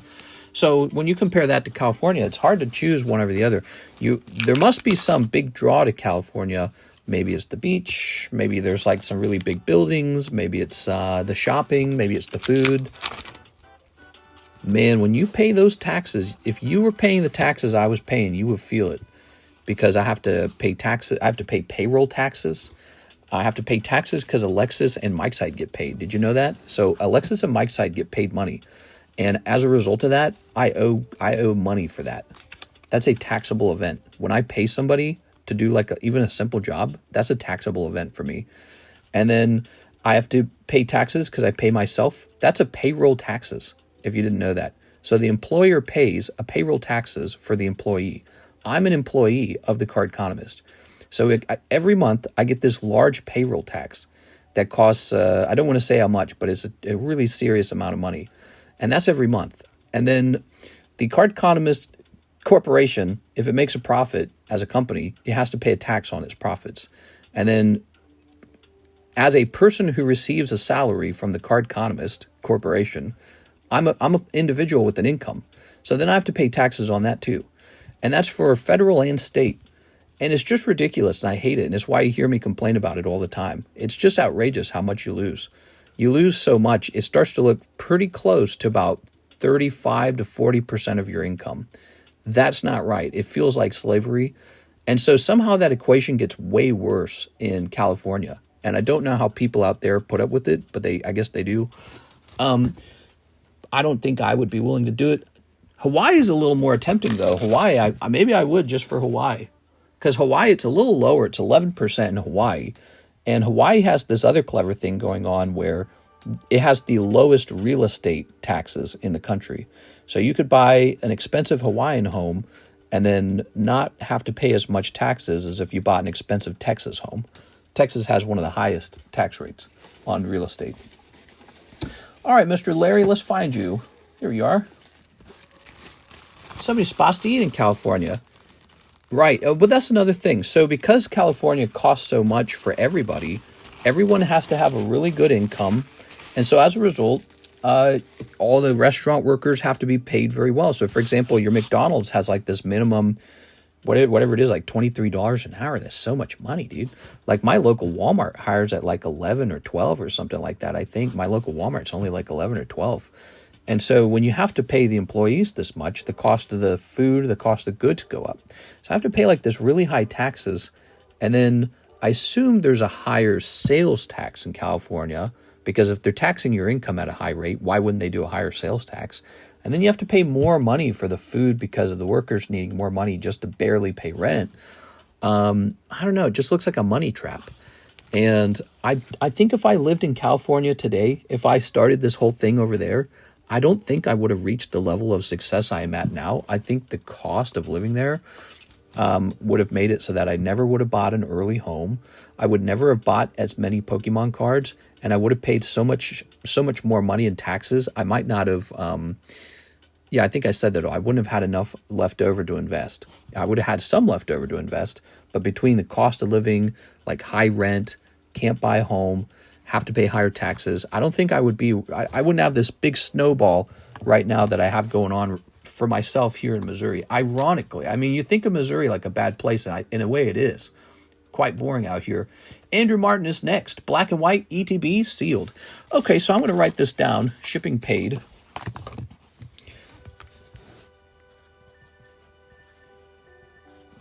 There you go, Mr. Andrew. So you're done with that ahead of time. You don't think of Missouri as a place to succeed, but if you're opening up like an online-only business, it's so affordable out here. And then you're making sales to every state, so it doesn't really, you know what I mean? Like, somebody who's making a lot of money in California sends some of that money over to a guy who's living very cheap in Missouri. That's a pretty good equation for the guy in Missouri. And so I don't think I would be where I am today if I was living in one of the most expensive places in America to live. New York City, California, Hawaii, whatever other place that I'm not thinking about. What do you guys think about that? Is that interesting? If I lived in California, if I lived in New York City, I might be a totally different person. Maybe I never would have taken the risk of doing the Pokemon card shop in the first place, because I was making about $80,000 a year on the TheCardconomist, my gaming channel. I was making about $80K over there, and once again, paying those Missouri taxes, way lower taxes. I don't know, but there's a lot of people who make very good money in California, and they do very well, and they love it out there, and they've known it there their whole lives, and they would probably not be willing to test out a place like Missouri or Tennessee, or maybe Florida or something, but or maybe Texas. Yeah, it's an interesting thing. Let me slab away that Steelix. I would have slabbed away the Steelix too. I got plenty of pesos. Many people here have 2 jobs. Come to North Korea. It's a pleasant place. North Korea sounds pleasant this time of year. Oscar Resendez. He says, box of Korean Rocket and 5 dozen rivals. Ooh, yes. All right. So many good cards in the Glory of Team Rocket set, but the main 4, let's say 4. There's a main 4 pulls. Mewtwo, Moltres, Nidoking, and Crobat. I would say those are the top 4. You could put the Houndoom probably in 5th place if I had to guess, but he's easier to pull, so I don't know how valuable he could be. Probably that other Mewtwo card, the one that's just an SR, that probably makes the top 5 list.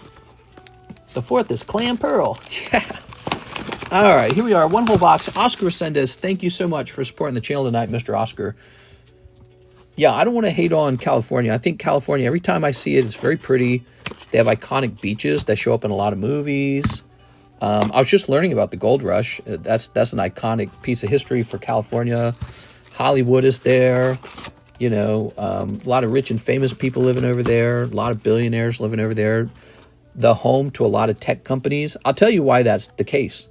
Because back when those tech companies formed, like in the 80s, it was cheap to live in California. And they just wanted to do it in California. It was nice to live out there. So back in the day when those tech companies started up, it was cheap.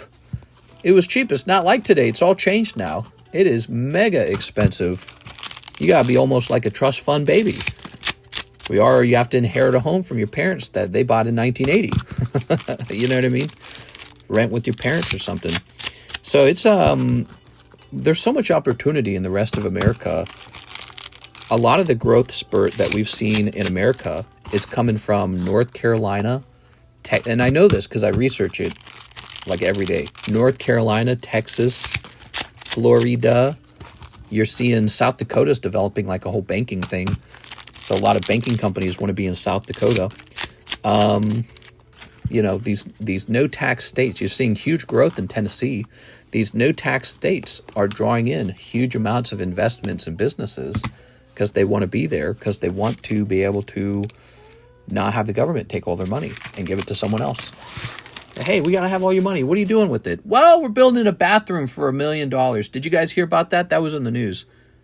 New York, they made a steel bathroom. It's made out of steel. $1 million for one bathroom. What do you guys think of that? What's going on with that? That's definitely like theft or something, right? The government's got to be, I don't know. How do you reach $1 million on that? There's got to be some explanation to it. I'm not sure. Maybe I'm just ignorant. Maybe I'm just knee-jerk reacting. Ooh. But $1 million just seems excessive for a small bathroom. It seems like it should be built for like $5,000. It seems like you could build something like that for $30,000. It wasn't even that impressive. It was like a Johnny on the spot, but there's like this. It was about the size of, maybe if you could chain 3 Johnny on the spots together, it was about the size of that. It was real small. It wasn't like some gigantic structure.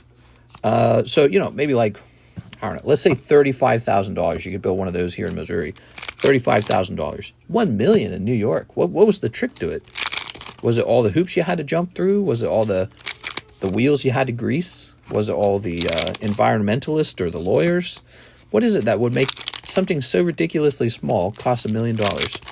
And when you think about that kind of stuff, you know, I have to say, I really feel like when you hear about that, We will never catch up to China. China's going to make all the good cities. They really will. The future belongs to China because they have a great income and they will not make that mistake of spending $1 million on a public bathroom. On a public bathroom. They will not do that. China probably won't tolerate the drugs. They'll say, hey, you want to do drugs in the streets? Cool. We have a law that says if you do that, we're going to take you into this room over here and chop you up for all your organs and give those organs. We're going to put them on the market and sell them. People who are good people are going to buy the organs. People who are productive. So that's what China will do. They're not going to mess around with it. They're going to do like the most efficient thing possible if you mess around. And then they're going to say, we're not going to build the bathrooms at all. We don't need them. Because everyone here is not allowed to be homeless or something, So we're over here spending $1 million on one bathroom in New York. China's going to go build like 3 new cities in the meantime. Whole cities. And it makes me sad. It really frustrates me. I think years and years and years of this have sort of desensitized me to it. And that's sad too. I shouldn't be desensitized to this. I go, oh, wow, that's America. It really shouldn't be this way. $1 million for a bathroom is just wrong. But yeah, I mean, that's what your taxpayer dollars go to. So if you're paying like 15% taxes, I don't know if you guys are paying that, but somebody's paying that. If you're paying high taxes in your state, just know that your government's definitely wasting that money. They're definitely just pissing that money away in a toilet in New York. It's not right. It makes me very upset. Finally, Houndoom. Tammy's back. A steel bathroom for who? The homeless people. Yeah, so there were people talking about it. They were saying that... Let me turn this down a little bit. There were people talking about it. They were saying that they would try to use the bathroom, but there will be somebody in there with the door locked for hours. So somebody will go in there, they'll lock the door, you don't know what they're doing, and they just stay in there and they keep it locked. And so it's like, instantly doesn't work. Instantly doesn't work. Here it is. I work for federal government. I can attest to so much money wasted. And it would be nice if we could, I guess the goal is to have a very efficient government that we love and have a very positive attitude. And then when the government says, well, we want 15% of your income, we got all these great ideas, you go, you know what, take my money, just take it. You're doing all this great, cool stuff, just take it, please. Take my money, go do something cool with it. Go build something that I couldn't build on my own. It takes a group to build it. Go do that. And I would be, ecstatic then. But that's just not what the government does with our money. It just does all this crap, and it's like, I don't know, dude. If you're not going to do something that makes me smile with the money, don't even take it. I'll keep it. I'll make myself smile. I'll go do something I like with it. You know what I mean? But that's what it is. So government taxes are a very powerful thing. They can chip away a lot of money from a lot of people at the same time, and then they can go build some super project that no one person could build on their own. Like the pyramids. Where's our pyramid? I've been alive for 36 years. Where's our pyramid? The government didn't use our money to build a pyramid. What did their government use all that money for? 36 years of work. I don't know what the government did with any of it. I've been alive for 36 years. I've been working since I was like 13 for my dad. I watched my parents pay taxes every year. 36 years. What did the government build with 36 years of money? Nothing. In fact, we have like $34 trillion of debt. We have endless wars. We have homeless people everywhere. Drug problems everywhere. The cost of living is horrible. The purchasing power of the dollar is way down. Where did it all go? All those years of tax collection, where did it go? If you can't answer that question, you should not be super excited to pay extra taxes today. You should wonder where all your money went, because they didn't just spend what you paid. They spent more than what you paid. That's the only way you get $34 trillion of debt. The government said, we'll take all your money, and we'll take the rich people's money too. We'll tax them at a higher rate, don't worry. And don't worry, we'll still drive up $34 trillion of debt, and you will not be able to buy a home anymore, because the purchasing power of the dollar is nothing now. So that's what they did to us. And there's no pyramid. Where's the pyramid? It doesn't exist. There's no pyramid anywhere in America. They didn't build it. It makes me very sad. I think about these things all the time, and I don't know. All right, Oscar Ascendis. Very exciting. Pokemon. Pikachu. I choose you, Pikachu. I'm going to get a different Pokemon. His name's going to be Taxachu. And his job is to take all your money and tell you it's a good thing and pat you on the butt and not give you free health care, by the way, and not build anything like a pyramid, and you just feel very poor in your own country. So that's what I'm going to Taxachu. He's the tax Pokemon.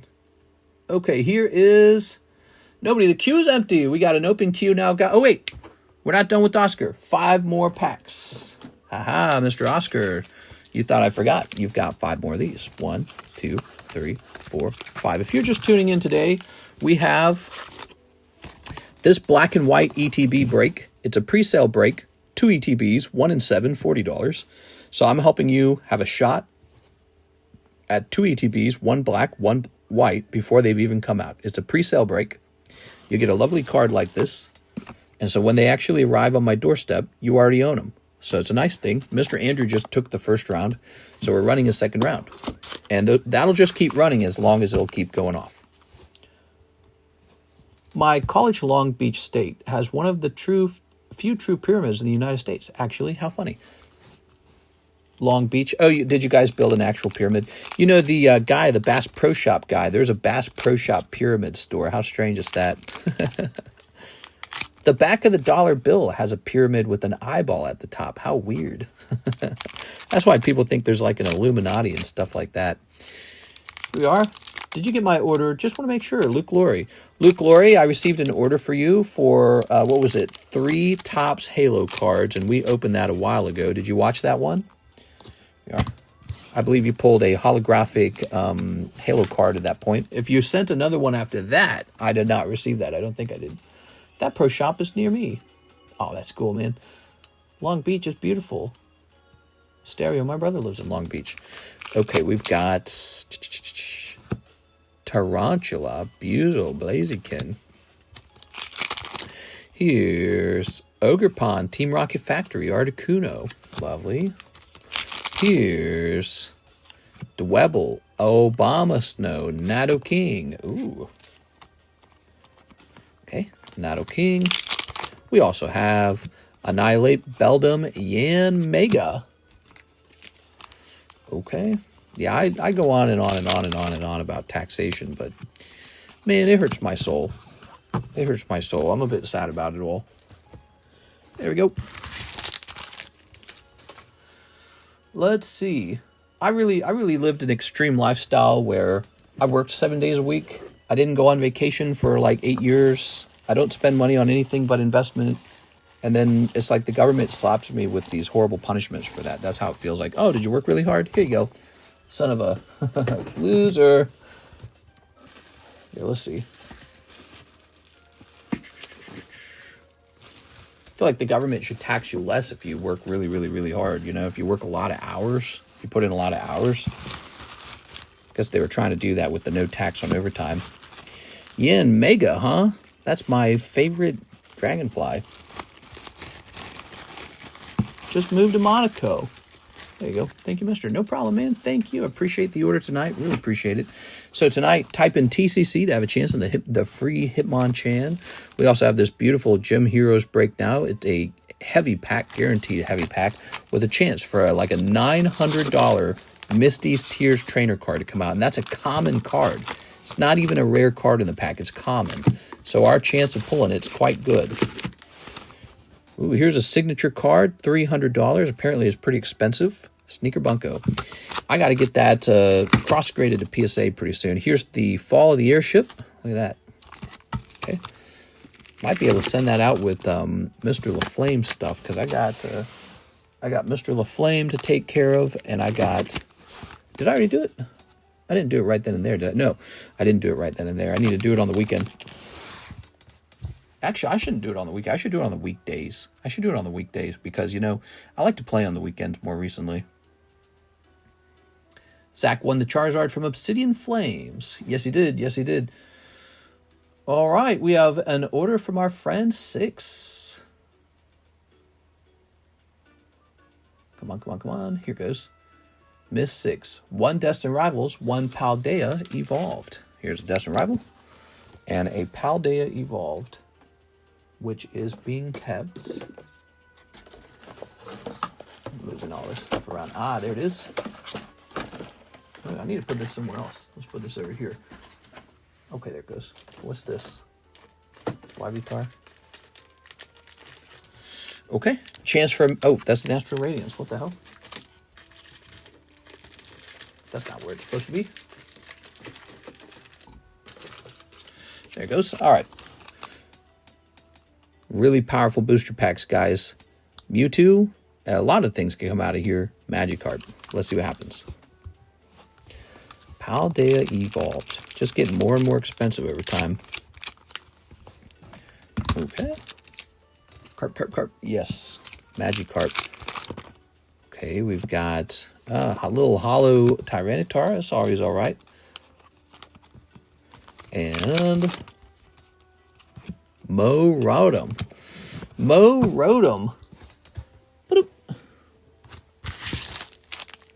Nothing insane happening here.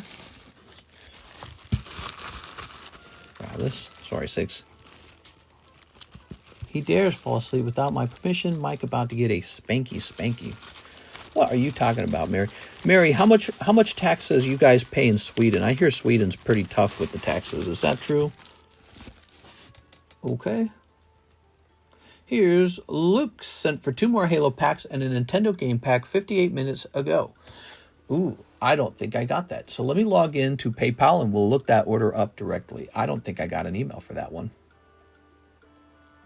Just checking to see that I got added to the Mega Mew break. I don't think I did that either. This is the Mega sub list. I don't see you there.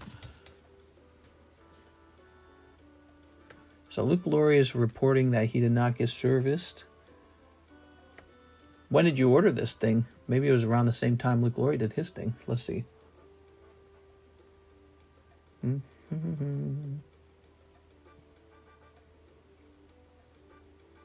Oh, that would have been... Okay, hold on.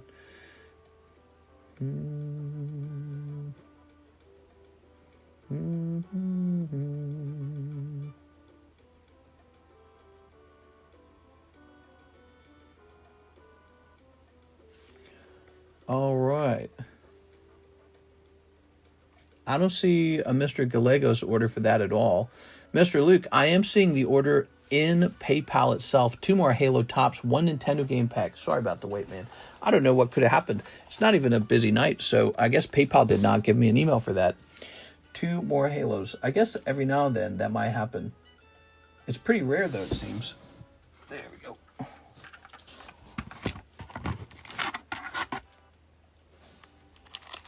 It is Gabriel. Gabriel, when did you order that? Did you order that tonight? I can look it up again. All right. Did I get that right? 2 more Halo tops, 1 Nintendo game pack. Let's get it. All good. Just wanted to make sure it went through. 245. We're going to look that up, okay? You're next. We're going to look that up. Maybe PayPal was having some trouble tonight. I don't know. Here we are. We got Legend of Zelda. Legend. Adventure of Link. Super Mario. Oh, yeah. Here we go. So this is very nice. I think this is like a top 5 pull out of this set. It might be. For me, it's like number 1. The Super Mario logo. Check that out, everybody. That's an extremely good reason to open these. By the way, these are only $5. They used to cost more, but I've lowered the price because it's part of the moving sale. So these are only $5 a pack. It's a very good price. I mean, look it up online. You'll see it's a very good price. It is. It's like a clearance price. And I have more of this than you know. So I have plenty. I'm not about to run out. And that's why the price is so good. Kind of like those furniture stores when they say they got too much inventory. It's like that. But we're letting some of this go because, again, we're saving up to move. And that includes selling off stuff that we also don't want to pack up and ship. We don't want to have to pack it up and ship it if we're going to move to a new state or whatever we end up doing. We don't want to have to do that. All right, ready? Bro, McDonald's breakfast for me. How much do you pay, Mr. Doric? Asking me about my taxes. What about your taxes? I pay an arm and a leg. You wouldn't believe how much I'm paying. It's ridiculous. But it's because everything I earn is not counted as like income. It's counted different ways. So I was trying to explain it earlier. Like when I pay Mike's side, Alexis and myself an income, I have to pay like a employee payroll tax on that. That's not the same as like a profit tax. You just have to pay people because you've paid them something, and the government asks for some of that money when you do that. Not out of their paycheck, but out of just the company's paycheck.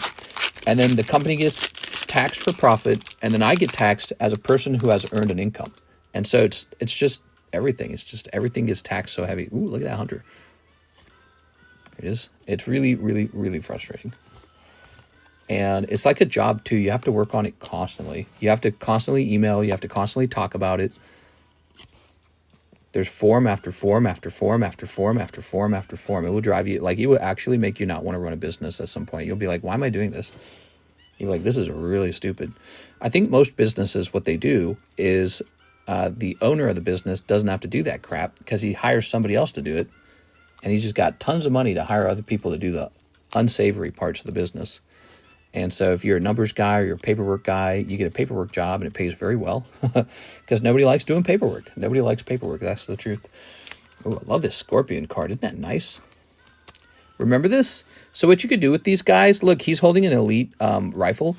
What you could do is, since these guys didn't run out of ammo, you could use like the sniper rifle or the rocket launcher. And then when you had like one shot left, you would go over to them and trade weapons. Although that might have been in Halo 2 at that point. This looks a little bit like Halo 1. But what you would do is you'd go trade weapons with them, and they would shoot that rocket over and over again because they're the NPC. They don't run out of ammo. They don't like shoot a rocket. Oh, that was the last one. So when your sniper rifle or your rocket launcher was out of, or had one shot left, you would do a trade, and then, yeah, they would climb on like the Scorpion, and you could just drive the Scorpion around and have them shooting like an auto turret. It was really fun. Can the lenticular cards not have the cutting error on the back? I have never seen them without that. I've never seen that. It's the nature of the material that they're made out of. So no matter what... Oh, you might have just pulled another one. Mr. Luke. What do we have this time? The Jackal. Bah. No, but look. So you can kind of see, not that pretty. Like there's even like some kind of thing going on here. There's just some crap on the edges. You flip it around. Look how bad that is. Yeah. So this is pretty typical. It's pretty bad. They are gradable, though. PSA will grade these, notably. I think you can grade it as authentic as well. You don't have to necessarily get a number grade on it. And Uprising. Ah, this is a fantastic card, the Uprising. Okay. Yeah, I mean, I'd consider just doing an authentic grade on it because when people see like 5 or 6 on it, they're going to think, oh, this is a bad card. It's not that it's a bad card. They're all like that. You know, kind of like the sketch cards. You know how sketch cards generally just never grade 10? It's like near impossible. That's because somebody, ooh, look at that. That's because somebody actually sat down and rubbed a pen all over it and their fingertips and their wrist or whatever. So there's oil and scratches and everything all over the card. It just never grades 10 therefore. So, you know, you could take it and just have it graded authentic, and that should be good enough for anyone collecting the card. Because when you come up on a card like that, it's really not about the grading condition anymore. It's more about just the fact that it's authentic. Here's actually an example of that right here. So this card graded 4. This is a Star Wars break for Darth Vader. And it's really not about the grade. The grade does not matter. I didn't know how to do it at the time, but I should have set it up for just authentic grading. But what it's really about is the drawing. Look at this drawing. Look how nice the drawing is. It's like complex. Look at like the blue lines so that there's light reflecting off of his armor and his fingertips. And the shading in the background is really nice and complex. You got a nice red lightsaber going on there. Here's little buttons and all that. So it's really more about the fact that this Darth Vader looks pretty good and he's hand-drawn. You flip it around. Congratulations. This is Star Wars Galaxy Tops. See, there's the tops in the bottom corner there. And yeah, here's the artist's signature. And so in a sense, it's kind of a one of one, but there's a lot of sketch cards out there. But it's a very lovely sketch card, right? Like collecting art that's actually been hand-drawn is pretty neat. We got Andrew Martin and Andy Dirksen in there waiting for that to go off. That's 2 out of 8. 6 spots remain on it. That's the Star Wars sketch. It's another unique break, similar to Moth Man. We have Moth Man up on the table now. He could be up there for a while. I don't know. He's a big one. He's a 1 in 30. That one could take a very long time. If you bark loud enough, I might let you kiss my feet, little one. Bark, bark, bark. I have one of the Halo sketch cards that PSA gave a PSA 10 to. Only sketch Halo card to receive one. Sadly, it's just a hunter. Just a hunter? You gotta send it over here, man. I love hunters. All right, Luke Glory. Mr. Luke. Here. I'll trade you. You give me that. I'll give you something else. I don't know.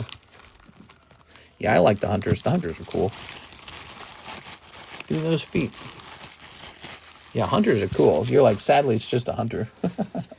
Maybe it's not a very good drawing of the hunter. Now, that's a problem. So if the drawing doesn't look attractive enough.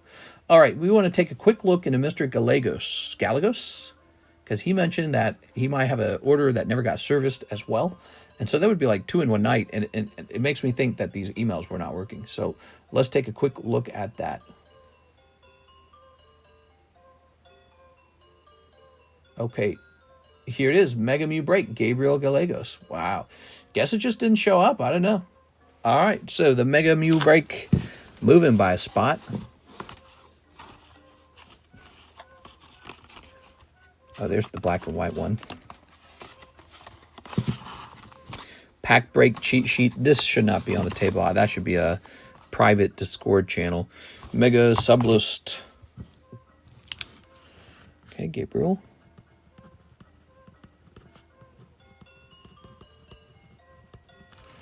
Okay. Kamikaze grunts are iconic. Did Troy really go bark? Oh my god. All I mean is that it's not Chief or Cortana. It's actually the exact sketch card you pulled when you opened a full box a while ago. Oh, good point. I've always wanted a grunt plushie for some kind of reason. Here we are. Let's see. You're bi-grunt sexual or something. So, that's completed. And now, we have an open queue. The queue's open. The queue is open to anyone.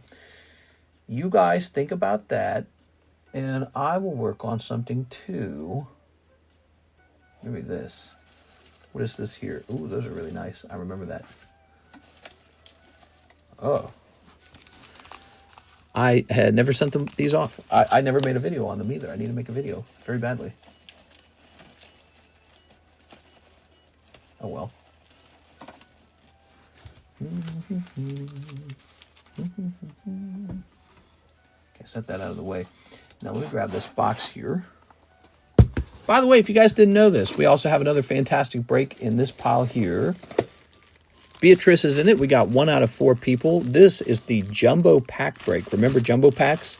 So this is a Jumbo Pack break. 1 person will get all of these booster packs. All right. The Jumbo Pack break. 1 in 4 odds. Let's see.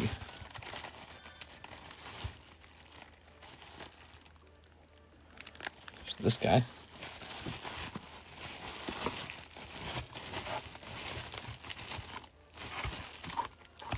Oh, got all these guys.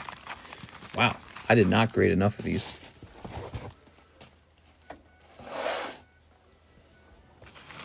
They say Russ is a camping hero. Never seen Russ before. Hi, Russ. There. These are annoyingly expensive.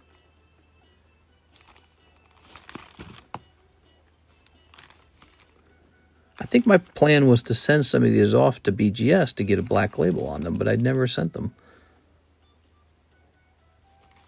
I don't know. I guess I probably did this last time too. I just put it back over there like, we'll work on that later. Maybe not tonight. Oh yeah, we got these too, huh? So I did end up making a video on these, so that's done. Do you guys like these Stitch crossing cards, these Stitch Pokemon cards? They're so strange. You didn't see the back of the cards, did you? Wonder if these are worth much. I've seen them sold or posted for like $400, $300, $500, depending on what it is.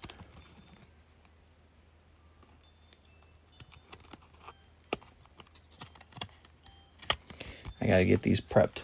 No Dragonair, so nope. What?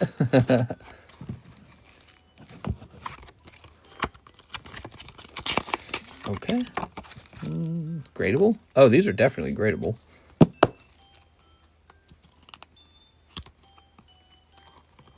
Okay.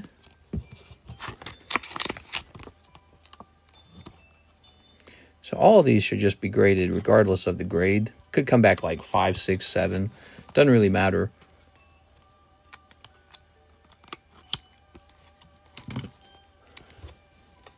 I need some lanterns. So you guys are just watching me work on like a card set that will probably be sent to PSA pretty soon. And we are just waiting for cards to come in to the queue. What I think I was meaning to work on is I need to go find some cards to add to that. Did you guys hear my idea, the binder break? Who likes that idea, the binder break? Is that interesting to anyone? Over the years, I've built up a very large supply of cards that I'm confident will not grade 10, and I just don't send them into PSA, and they really just lie around for a really long time. And so I thought, you know, maybe it's time to put those into some kind of break and say, hey, here are some cards, you shouldn't grade them, but you can pull them all for 40 bucks maybe. I like the binder break. It's a great idea. Sounds cool. Yeah, I figure because, you know, slabs are so damn expensive. And so if this is a thing where, you know, it's not a slab, you should be able to acquire some neat artworks pretty cheap. Slabs are always like a premium, you know. Did I hear something buzz? All right, something's going off on my phone. So let me just get this completed real fast. These are so strange. Just in a weird order. I think I still have a bag. It says Eddie M. Eddie M. Are you Eddie Perez by chance? Yes. You allowed me to keep some bulk when I open a bunch of Pal Day Evolved. Now I'm closing in of finishing the set. I have more hollows and reverses than standard commons. Oh, I like this artwork on the back. It's so fun. Wow, this one's a real treat. I like this one a lot. The Charmander's nice. Sadly, that'll be the one that doesn't grade 10.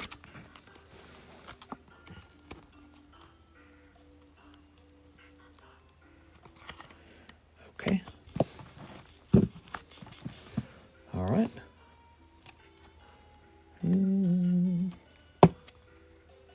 How does this open? Oh, there it goes. You can see this Pikachu's off center there, right? You see it's thin on the left. So that's too bad. Maybe I should not send these all in at once. Maybe I should send these in like once at a time. Because you don't want the grader to actually become educated about the card as they hand out grades to these. You want the grader to be confused. I think a confused grader hands out more 10s than one that really understands the flaws of the card. Read Gabriel's message. Gabriel says, what packs are in the Jumbo Pack break by chance? Yeah, I'd be happy to show you in just a moment. Let me just finish this. I got pretty far along with it, so let me just wrap it up. We made a nice short about these, and that short did okay. This would be a really good 420 card. I was watching a video that was doing an economic analysis on weed companies and how they are actually doing very poorly right now. A lot of weed companies losing a lot of money apparently. Because unfortunately for them, they all predicted, look at this one, this one's really good. They all predicted that the US government was going to legalize weed at the federal level. And they never did. The Democrats didn't do it. The Republicans aren't doing it. No one's doing it. And so as a result, all these weed companies with millions and millions of dollars invested into them are having to swap into things like alcohol, smoking, just like vapes. So they're having to like quickly swap, pivot into different fields because they cannot succeed on weed until the federal government totally legalizes it. Their investments are doing poorly over time. And investors are not happy and pulling back out. Must have missed that short. Okay, there we go. Look how weird my cards are, man. I grade some weird ones. Look at this. So we got some Carddass here. These are Carddass too. We got some Carddass there. Got a little Persian. Got a couple Mimikyus going out. And this is, we got this Tops going out. Look at that Brett Love card. I can't wait to send that out. That's great. Okay. We're going to have some Seal DOS here. Some Seal DOS. Can't wait to grade these Seal DOS. Oh, yeah. Hopefully some 10s in here. You never know. This is not the only Seal DOS I have. I have more of it just stored away. I just stored away. I like Mr. the Best, but there's a great deal of competition. But this stream will forever be the best for me. Oh, that's nice, man. I appreciate that. All right. So we'll place this over here. Good. Now, Mr. Gabriel wants to know, what are the jumbo pack break jumbo packs? Here they are. Beatrice is in there. Ready? So we got Nintendo Game Pack, Minecraft, Team Rocket, Metazoo First Edition, Team Rocket again, that's Japanese that time, Final Fantasy, One Piece, Gem 2, Black and White, one Blockbuster Mewtwo to make sure you definitely get something. Here's a Dragon Ball, Curious Universe, Hidden Trials, Opus 1, Yuzusoft, Harry Potter, Metazoo, Destin Rivals, Gem 1, and Halo. There you have it. It's a pile so thick my hand almost can't hold it. Okay. Looks like we put a little extra focus on the Final Fantasy because Final Fantasy was doing extremely well at the time that we made those. There we go. Any magic breaks? Currently, there are no magic breaks. Probably we should have a magic break for one pack of the Final Fantasy packs that are doing extremely well. Of course, this week they have not sold as much. Seems like we're selling a bit more Pokemon this week. Okay, here's that Lugia from Anapair. Black Label Sanrio Kuromi. And Katakawa Sneaker Bunko to Further Heights Megumin. Definitely nice diversity if you're interested in new sets. Yes, the jumbo pack break is not like one whole box of black and white. It's definitely just like weird, crazy crap, you know? And so you get to try a variety of cards you normally would never open.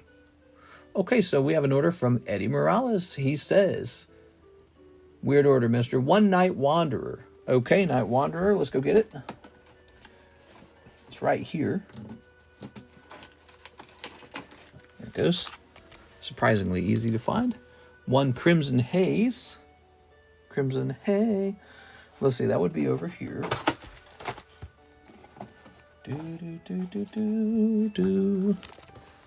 One Raging Surf. No, we were really low on the Raging Surf, right? Now here it is, I found it.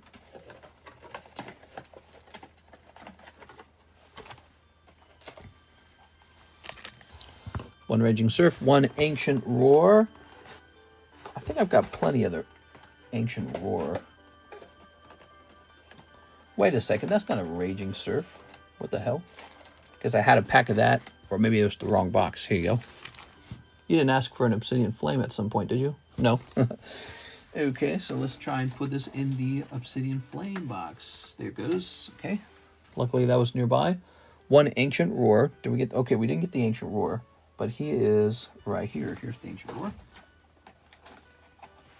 Okay, Ancient Roar. One Future Flash. Where's my Future Flash? There it is.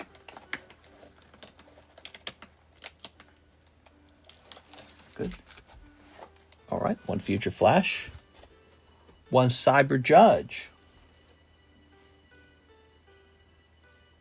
Cyber Judge.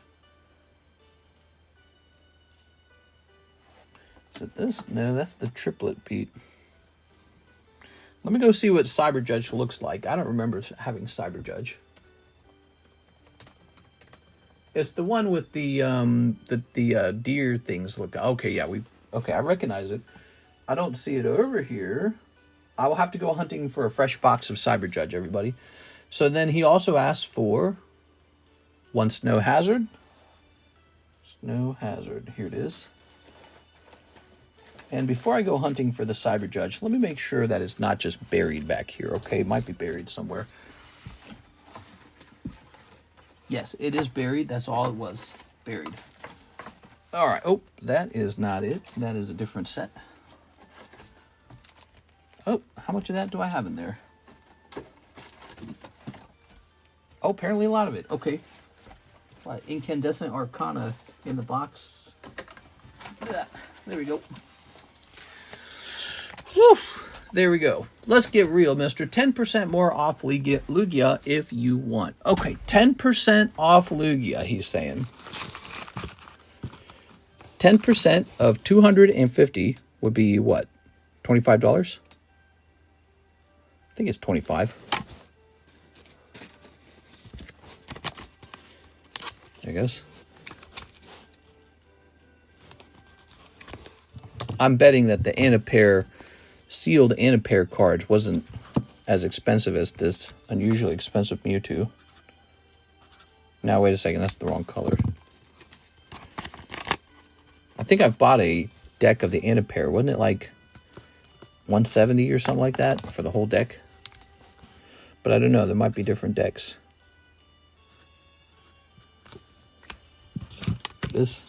I just hopped in the jumbo pack break. We should finish it up. Hear that? So somebody wants to finish the jumbo pack break tonight, guys. The jumbo pack break's a fun thing. I usually work on a jumbo pack break. Like I put one together on a night that I run out of orders. So I work on the jumbo packs. It's a really fun product. Squid Pokemon says driving. There we go. All right, they're harder to find in good condition. I've opened 3 and only 1 deck had gradable cards. Oh, that's interesting. Cold. Jigglypuff. Cold. Cold. Whoa, that pack went flying. Chen Pao. All right. Cold. And ta-da! Serena, somebody come get her. So, Eddie Morales, did you say you had a bag? Here we are. Dang. Yeah. Sometimes you just pull a couple of these. I mean, you're just buying 1 pack of each. Your odds for something huge popping out wasn't going to be exactly huge. Let's see. Aha, here you are. Thank you so much, Eddie. That was fun. Appreciated it. Good. Yeah, I have an old bag somewhere. You have an old bag somewhere? Okay. Oh, leaf green Slowpoke. Pop 3. I'm going to have to rethink about that price. Okay, we've got a no rarity Ghastly, a Suicune from 525, a Mask Ogerpon, a Nidoran Japanese Vending, a Stadium Red Nidoran, this lovely Rainbow Dragonair from 425. So I gotta look this guy up, make sure he has not changed, because it looks like he was priced on 525.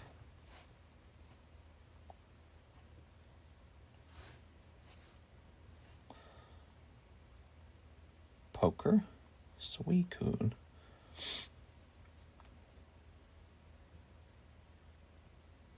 He's about the same, so he's good to go.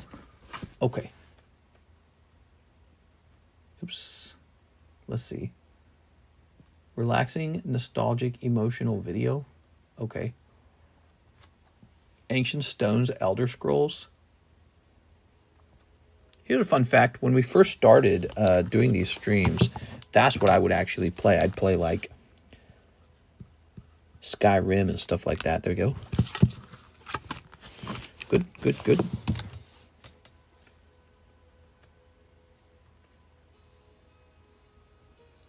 Oscar Resendez, he says 5 more Destined Rivals. Okay, let's give it a shot. 1, 2, 3, 4, 5. Probably one of the best things to be opening right now is actually just Destined Rivals. Why not? You guys think Destined Rivals is going to go down a bunch in price? Probably not. Unless they print it. But, you know, they're working on the next set, and the next set, and the next set, so... Sneak. Has anyone pulled the 151 Zard in Chinese? Shishi. Ni hao. Snip. All right. Set that there. I want a free booster bundle of Didi. Here's Hippopotas. Oh, yeah. It's been a while since we've listened to the Skyrim soundtrack. That's not bad. Sounds good. We also did this really strange behavior where I would play in the background an old Scottish TV show. It was an old Scottish comedy called Still Game. And we would play that in the background. You can hear it playing. Here's Rabaska. Haven't done that in a long time either. Reddit isn't always full of doo-doo. Love that show, by the way. Still Game. I must have watched Still Game, all seasons of it, like 50 times. I'll just leave it playing in the background. I don't really watch it. I just like the sound of it. It's like an aesthetic almost, listening to Scottish people do jokes. Mr. Say, Tai Haula. Tai Haula. I'm ready, man. I'm moving to Hong Kong, dude. Hong Kong. I hear they pay lower taxes in Hong Kong than in America. How's that make any sense? There we go. Okay, that's for our friend Oscar Resendez. Say Le Homa. Le Homa.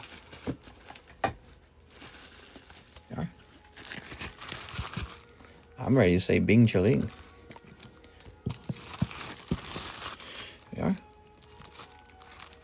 Okay, play the Faulty Tires. He says, yeah, buddy.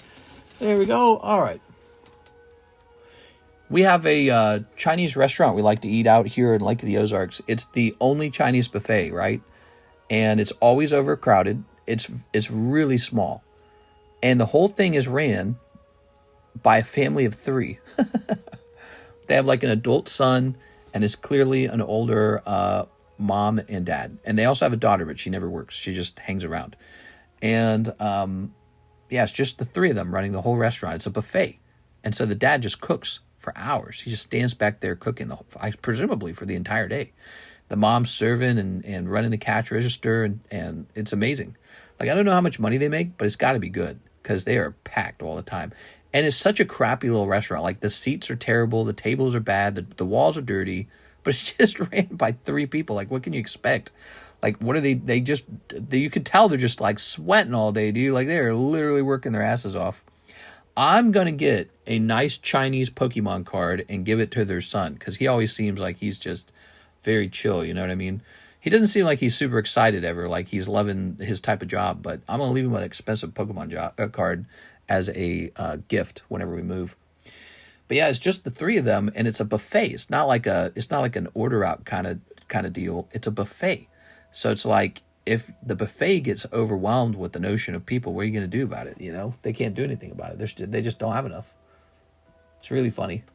Anyways, we like going there. They make these really good chicken, what would you call them? They're like grilled chicken skewers, and they're really, really good. Here's Hunter Tipton, Jumbo Pack Break. I know they're good because they serve those chicken skewers at other Chinese buffets, and they just don't taste as good. So whatever they do at this one, they do it really well. All right, here you go, Mr. Hunter Tipton.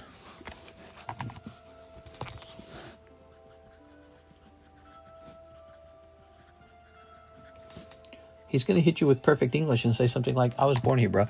No. He cannot speak English very well at all. He says, what does he say when he wants your plate? He says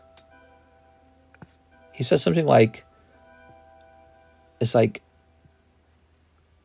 may I have from your plate or something like that. And so he that's his question that he goes around asking. And it's so he doesn't understand how to ask, are you done with your plate? So he says, like, may I have from your plate? And it's really odd sounding, and you're just like, you know what he's asking. So you're like, hell yeah, dude. Here's Suicune. Now this Suicune's cheaper than my Suicune. Look at that. You get the Tammy deal. Look at that. You ready to eat? Get your own plate, kid. Mister, I know you like sweets. You should try Chinese dessert. Tong Yuan. Not anymore. No more sweets for me. I haven't bought any dessert in over a month, so no more sweets. I'm on the lose weight kind of diet, so I'm gonna lose some weight. Back on the horse. I'm back on the diet, guys. Eating less. Gotta eat less food. What I eat today? I'm gonna tell you guys my food today. I had 1 serving of frosted mini wheats with no milk, without any milk. It's not the most ideal food to eat, but it's kind of like my sweet treat, you know? It's like so you get 25 of those little biscuits, you can count them out, and that's like 250 calories. Then I had a scoop of cottage cheese, which is crazy efficient for protein. You can get lots of protein for very few calories. So I got like cottage cheese. I actually like cottage cheese. Everyone in my family did. So that's also like a treat anyways. You know, it's pretty easy to be on a diet if you just eat what you like. I had 1 boiled egg.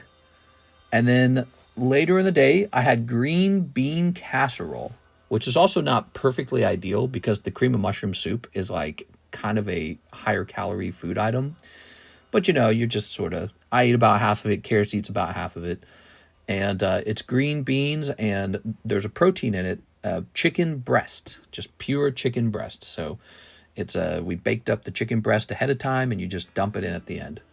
It's very yummy. There's a lot of garlic, ginger, and onion in it. We do capers. I do a little bit of balsamic vinegar, and which Karis never understands it. She's like, how do you make this taste so good? And, yep, and there you go. There you have it. So it's green bean casserole. So I had a big serving of that. That was my last meal of the day. I haven't eaten even one more thing. So I think I'm good. I think I'm in the 1,800 calorie range, which is where we want to be. And then that's it. You're not allowed to eat anything else. I hate capers so much. What? You don't like capers? Capers are delicious, dude. They're like tiny olives or tiny pickles. No way you said that. I love capers. They're really good. Just pretend you're poor and eat one full meal a day and supplement throughout. Yeah, I mean, that's kind of what we're doing. If you think about it, breakfast was hardly anything, or lunch, if you want to call it lunch. Just the boiled egg, a little bit of mini wheats, and the cottage cheese. That's not a lot of food. And then the green bean casserole, that's very filling. The green beans, that's kind of like the volume food, So vegetables are good if you want to feel full. You can eat a lot of vegetables. Oh, this is so good. It's the Dark Souls song. Wow. Missed that song. That's the Dark Souls 1 song. It's so nice. Anyways, yeah, you get those green beans. They don't hardly have any calories in them, and yet they're so filling. So that's been the trick. If you want to be on like a calorie cut weight loss situation, the trick is to analyze, analyze foods that are very filling, that you can eat as much as you want of, and you just won't be able to eat enough of it to actually gain any weight. And green beans is on that list. So you can just have green beans. There's a lot of vegetables on that list. You get all the cabbage and cauliflower and broccoli you please. So you pick a clean protein like chicken, and then you just mix it with a lot of vegetables somehow. The cream of mushroom soup is sort of like the vehicle of making it palatable in this case. And so it's a very yummy, it's a very nice meal. Doesn't really feel like you're suffering at all, Diets make you think you suffer. But if you go on one of these diets, you just absolutely cannot have anything like a candy bar, because it throws the whole equation off. You'll have to be starving at the end of the day. Like, I'm not starving right now. I feel good. It's the green bean casserole. It's just very filling. So, chili and beans, that's another good one. Maybe like a big salad with no salad dressing in it. Stuff like that. Oatmeal will keep you full. I hate oatmeal, dude. I hate oatmeal. I don't know what it is about oatmeal. I cannot stand oatmeal. I hated it as a kid. I was like, I'm an adult now. I'm going to love oatmeal. No, I hate it. Hate it as an adult. So I never liked it. Never liked oatmeal. Still don't like oatmeal. Here's a nice one, guys. That is a potential slab away. Pop 22 Rainbow Hollow Spectra Eevee, $1,000. This card just keeps rising in price for me. It just keeps going up. I'm pretty sure we used to be selling this card for like $500 or $600. Longer it sits in my inventory, the wealthier I get on that card. Here's Omastar 9. Lovely. Here's Pupitar 10. This one's a hard sell. He's that middle evolution that people just don't want. He's on the cutting board. He's gonna get turned into a giveaway one day. Okay, here's Azure Lane. Oatmeal's the healthiest thing. No, I don't think that's true, right? They found out that oatmeal is full of like PFAS chemicals or some crap like that, didn't they? They found out that American oatmeal has so many chemicals in it, ironically, that it's actually unhealthy. Same with some cereals. You have to look at your cereals for BHT or something like that. Although I noticed this. When I look at the back of the cereal boxes, more and more cereals do not list BHT. And so you're seeing, I think they're getting out of it. I think the cereal companies are changing their ingredients. All right, Josh Hiles is taking that Anapair Lugia. Mr. Adam will be happy with that. So, Adam, we are changing the way this pays out, though, okay? So what you need to know is that this doesn't pay out until it's actually done being paid off. Okay. Mr. Josh wants to slab away the Lugia. You think so? I think he does. So I mentioned that the other day. That is because of the issue of slab away cancels being a bit of a danger. Wow, I really liked listening to that Dark Souls 1 music, man. That was really nice. That was a treat. Mr. Larry. We're going to say July 25. Larry Ellis. PSA 10, Anna Pear, Lugia, commission. And then we're going to say 225, 205. There it goes. Whew. You can lower all my slabs 10%. Oh, that reminds me. We needed to do that for somebody else too. Who was it? I don't remember. Was it Zach? Oats will help your veins pop. I don't think oats are terrible for you. I don't think they're bad. But I just never liked oatmeal. I never liked it. And there's other ways to get your fiber, you know. There's other ways to get fiber. There. All right. Actually, that's kind of why I eat those mini wheats. The mini wheats come with a lot of fiber too, if you didn't know that. So they're a fibrous food, very similar to oatmeal, except they're not all slimy like you're just drinking mucus. Like, yeah, give me some of that oatmeal, bro. I love it when I eat things that are like snot. That's why I can't eat bananas, man. You ever eat a banana? They're so slimy, dude. I hate it. Shanks, he's going to shank you. It's a nice Shanks card. Here's Meryl. Okay. You all think I was joking about the personal trainer thing. Here's Slowpoke. What were you saying? I don't know. You want taste good or six-pack abs? I do not want six-pack abs. That is not what I'm aspiring to. I'm just trying to lose weight, trying to be healthy. That's all. You know, card collectors. Tell me if I'm wrong. Mostly there's two types of card collectors. Really big overweight guys or scrawny guys with no muscle. Those are the two main guys. Lots of overweight dudes and lots of guys who never see the sun. Because we're gamers, we're video gamers. We like our sweet treats. We like, you know, opening booster packs. Maybe we like dopamine. I don't know. Maybe there's a profile for us. I don't know what it is. But we're indoorsy types, perhaps. And so it's a good idea for us to talk about these things, you know, maybe like talking about some strategies for, you know, going on a little weight loss for a little while. It's a good thing, you know, because I'll have a time period where, like, for example, last time I did this, I got off of soda completely. I stopped drinking sodies.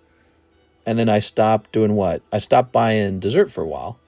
And that worked really well. And then I was taking those walks, which Kirsten and I go walking like 3 times a week now, but it's just short walks, like 30-minute walks. So we do that about 3 times a week. But, you know, that was working. I was losing weight around that time period. It was good weight loss, too. And what changed was I still didn't really buy much dessert when I kind of stopped. But you know what I did do? I went out to eat a lot. And it turns out your body can just adjust to eating lots of calories while you're out to eat. So, like, for example, if you go to, like, McDonald's or something, you don't have to get, like, an ice cream from McDonald's to overeat. McDonald's food is already really calorie heavy. So you think, oh, I'm just having a hamburger. It's a bun. It's hamburgers, you know, beef. No, it's really bad for you, actually. So, yeah, we were going out to eat. We have enough money to go out to eat, you know. Kirsten and I earn enough. We don't have any kids. It's just the two of us earning a lot of money at our 2 jobs and not wasting it if we can. I guess out to eat is kind of a waste. But we're, you know, so we're going to like fancy restaurants. We're getting like chicken wings. We're getting steak dinner. We're getting shrimp. We're getting fried chicken. And yeah, I'm eating too much again. So I'm back on the horse. I'm back on the got to eat clean, got to eat fresh food and be aware of what you're eating. Be aware of what goes in your mouth. Here's Gabriel. He says, Jumbo Pack Break. Hey, there it is. That's it. No, wait, so you sent that 2 minutes ago. I'm sorry. I was confusing that with the other thing. I thought maybe the email was coming in for that. All right, we need one more person for the Jumbo Pack Break.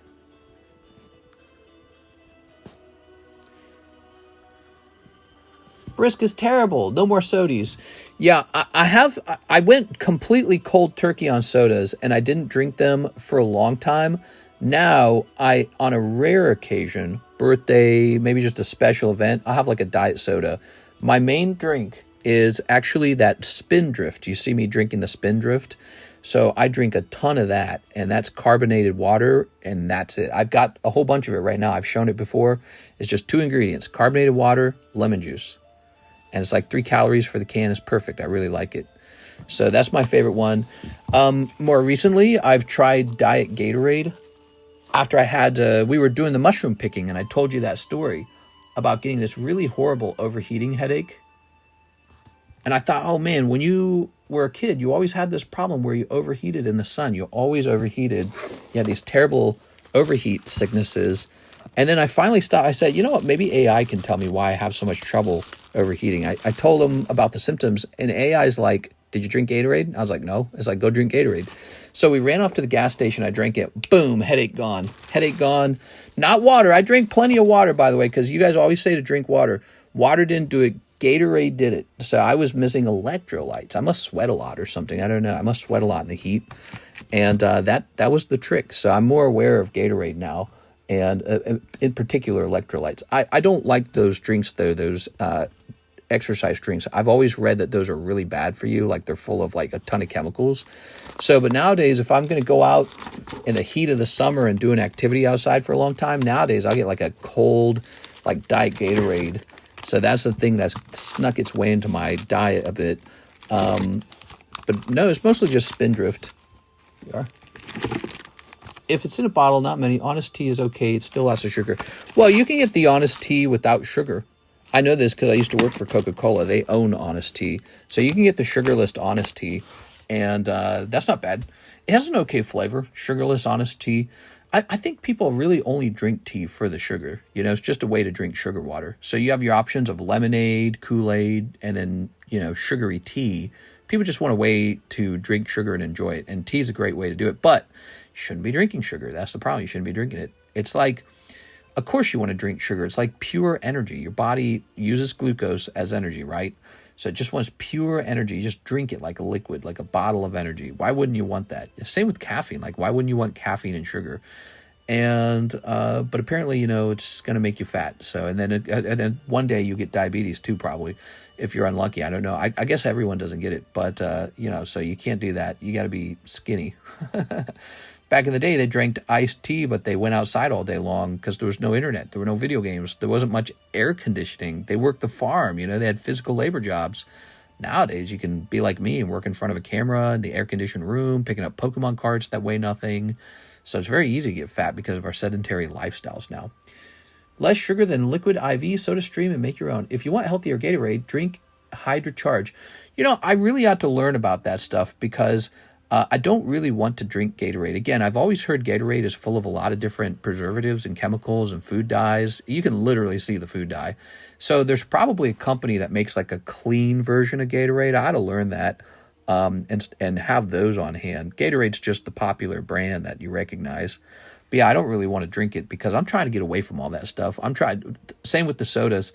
With the sodies, I used to have like diet ginger ale almost every single day. I love ginger ale. And I had tons of it. And then, you know, I really started thinking about it. I was like, I'm not so sure you're supposed to drink that much fake sugar. I'm not so sure about all these preservatives and the sodium and all this other crap. And so that was when I made the swap out of soda. That time was about 3 years ago, maybe 2 years ago. Pedialyte is nice. I think I had Pedialyte when I was a kid. I got real sick one time, and we had that in the fridge. I think I remember that. Water and lemon is good. Yeah, it's a very natural and delicious flavoring. The lemon juice is a good flavoring. I love it. Drink it all the time. But yeah, so that's mainly it for me. If I'm having a soda pop style drink, it's going to be that Spindrift. I was in Mexico last week, and you can tell their Cokes have the good stuff. So we sold. It was called Mexican Coke. And my managers were always telling me to push the Coke, push the Mexican Coke, and the reason why is because that was an incredibly high profit margin item for them. Because I don't know, people just overpay for Mexican Coke, and it would typically be in the Mexican food aisle, and it was always made out of sugar cane, and so it wasn't corn syrup, it was sugar cane, high fructose corn syrup. So it was sugared differently, sweetened differently. And maybe that's why people liked it. It came in these big big cardboard boxes full of glass, and took forever to fill. But yeah, you'd fill the shelf all day long if it was really popular and sell out. And usually, though, those weren't $1. Those were like $3. There were some ridiculous prices on them. They'd be like $3 because you're getting a glass bottle. And they were always located in the Mexican food aisle. Sometimes you had glass Fanta if it was a really fancy store. And again, the managers and the merchandisers, the product managers, so the merchandiser manager and the product managers were always saying, you got to get that Mexican Coke in the aisle. Make sure you get the Mexican Coke. Don't miss the Mexican Coke. Oh, and by the way, how's the Mexican Coke doing? Because that was their money maker, dude. They're like, we're going to make some money today. Wow, look at this fantastic Alakazam. Doesn't that look nice? Dang, dude, that looks sweet. Emily Yo. Oh, look, it's Emily Lee. His root beer is the elite soda. I'm a Pepsi dude. People gonna crucify me. Now, nowadays, I don't really care. I don't work for Coca-Cola anymore. It makes no difference to me. Yeah, I don't really care. I don't drink much of either. Again, like on an occasion, I'll have something like, so there's this other drink I really like, Diet Lemonade. So Diet Lemonade on an occasion, Diet Lemonade, maybe like a birthday or something. So those fake sugar drinks are still pretty tasty. They're like a dessert, but I don't want that to be a lifestyle for me. So I don't allow that. Ooh, or an occasion, maybe like a caffeinated drink, something like that. I did try drinking tea for a while, unsweetened tea. I didn't like that. Unsweetened tea was gross, so I didn't try that. Here we are. Ooh. All right. You know what I wish they served? I wish they served like a carbonated energy drink shot. You know, like, or maybe like, you know, the energy drink cans are like yay tall. They're pretty tall. I wish they were like 1/4 that size. Like one big gulp, you're done. You know what I'm saying? Not this whole gigantic beer can sized energy drink. It's too much. No one needs that much. All right, let's find out a little bit about this card. Closing all these apps. I didn't even know they were open. So, this is 151. Japanese. Alakazam 203. Okay, let's take a quick look into that. Wow, he is just surprisingly affordable. But let me take a look at tag. Okay, weirdly enough, he costs more with tag. I would do a gym break on this. However, I think he is best in the live customs. We got to have a nice card in the live customs, right? So he's going in. Okay, there it is. Live customs is a bit thin right now. Look at that. That's all that's in there. Not very much. Okay. I have a problem with someone impersonating me on YouTube, so I've been trying to tell YouTube, but nothing. That sucks. Alakazam. Maybe you got a friend of yours trolling you. There we go. I've got the Lugia V and a couple other nice cards. Troy. Jumbo Pack Break has one spot left in it. Dang it, mister. I was so ready to send in for it.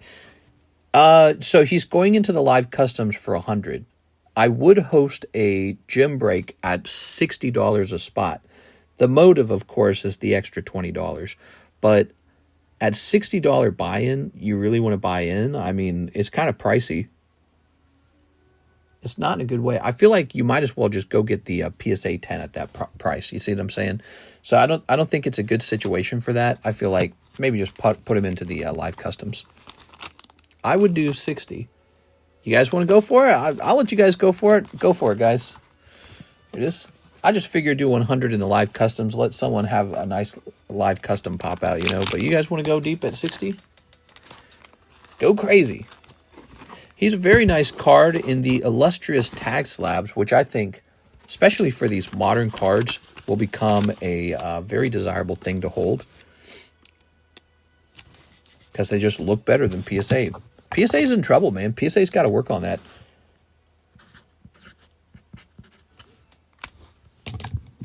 Okay, you want to go crazy? You can go crazy. That's a very pricey one, so whoever misses is going to feel that pretty badly. I got all 5 of those cards in the picture for pennies on the dollar. All right, let's see. So we've got Miss 6 Jumbo Pack Break. 6 is taking the final spot in the pack break. Oh, yeah. Here we go. Mister, do you know any companies that are more lenient on faint print lines? CGC. CGC 10 seem to be more lenient. That's the most I can say. None of the other ones are lenient at all. And even CGC is not that lenient. You know, it's kind of silly to call them lenient because it's not that lenient. Okay.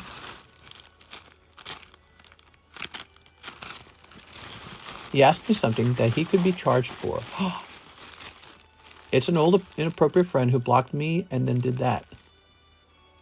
Oh, you're saying your friend is impersonating you, so you already know who did it.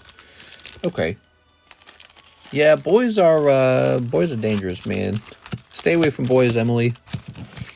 Yeah. Don't talk to them online. You just hang out with your girlfriends and focus on your school grades. Focus on your school grades and making happy memories with your girlfriends. Don't worry about boys, man. Boys are lame. Boys don't know who they are when they're this young. Men figure themselves out later. And if you do want to date a boy, make sure he has really nice parents, okay? Because that is maybe a better chance that he'll be nice too. I'm not even joking. I'd look for a boyfriend who has very conservative Christian parents. That's it. Because they probably taught him rules. All right, give me a number. I'd go date like a homeschooled boy. That's it. Forget about everyone else. Don't mess around with everyone else. They're all crazy. 1, 2, 3. Go date an Amish guy. That's what I'm telling you. Go date an Amish guy. Modern guys with their cell phones and the internet, all ruined. All ruined. All right. All right. I like Mexican Coke, but not the kind you drink. Yeah. Very good, Mr. Marshall. I never dated him. Sure. Yeah. Okay, you give me a number. Ooh. 3. 1, 2, 3. Oop, 3. Almost dropped that. All right. Okay. Yeah, I'd go find a nice Catholic family or something like that. Here's Beatrice. Cold. Here's Hunter Tipton. Cold. Here's 6. 6. Cold. And here's Gabriel Gallegos. Hey, it's your day, Mr. Gabriel. Is he still here? Mr. Gabriel. Thank you so much, Gabriel. Gabriel, is that your first time winning a break? Mr. Hershey Kisses chocolate on the menu. We did that once, remember? We had candy on the menu one time. And then I subsequently began eating it all. So I had to remove it from my home because I'm like, I just eat this. So the candy was too tempting. Had to get rid of it. All right. You got big industrial-sized amounts of M&Ms in your home. You will be tempted to eat them. Like, man, why don't I just get a scoop of M&Ms? Imagine living inside of a candy store. It's not feasible. Don't do it. Yeah, I actually took those M&Ms, threw them right in the dumpster because I kept eating them. It is. All right. Yeah, it is. I'd like to rip them. Oh, you have to rip them. Ready? All right. Time to rip it. Mr. Gabriel. So pack number 1. They're selling for $20 a Hershey. What? What are you talking about? What are you talking about, Alex? Is Hershey's Kisses obsolete? Are they not? Is it something that they've removed? They're not going to sell them anymore? Super Mario 2. Oh, you got a nice Punch Out. Ah, and a nice Zelda. How nice is that? Alex, why are they so expensive? Yep. I got like a bag in Safeway for $7. They made Pokemon ones. Oh, Hershey's Kisses Pokemon. I did not get what you were saying there. Now I know. Okay, that was pack number 1. Your wax pack was pretty good. The guy harassed me and I don't know what to do. If somebody harasses you online, there is actually a way to report that to like the FBI, literally. The FBI does not allow people to harass you online and you can actually write reports on it. You have to go look this up. You can ask AI for help with that, actually. And so you can report them for online stalking, which is illegal. You can also report them for online harassment, which is also illegal. So also keep an eye if he posts anything that is not right about you. So if he does anything like that, document it all. And you can actually take this to police and he could be charged with extremely serious crimes with huge punishments. So if somebody's harassing you online, you should be aware of that.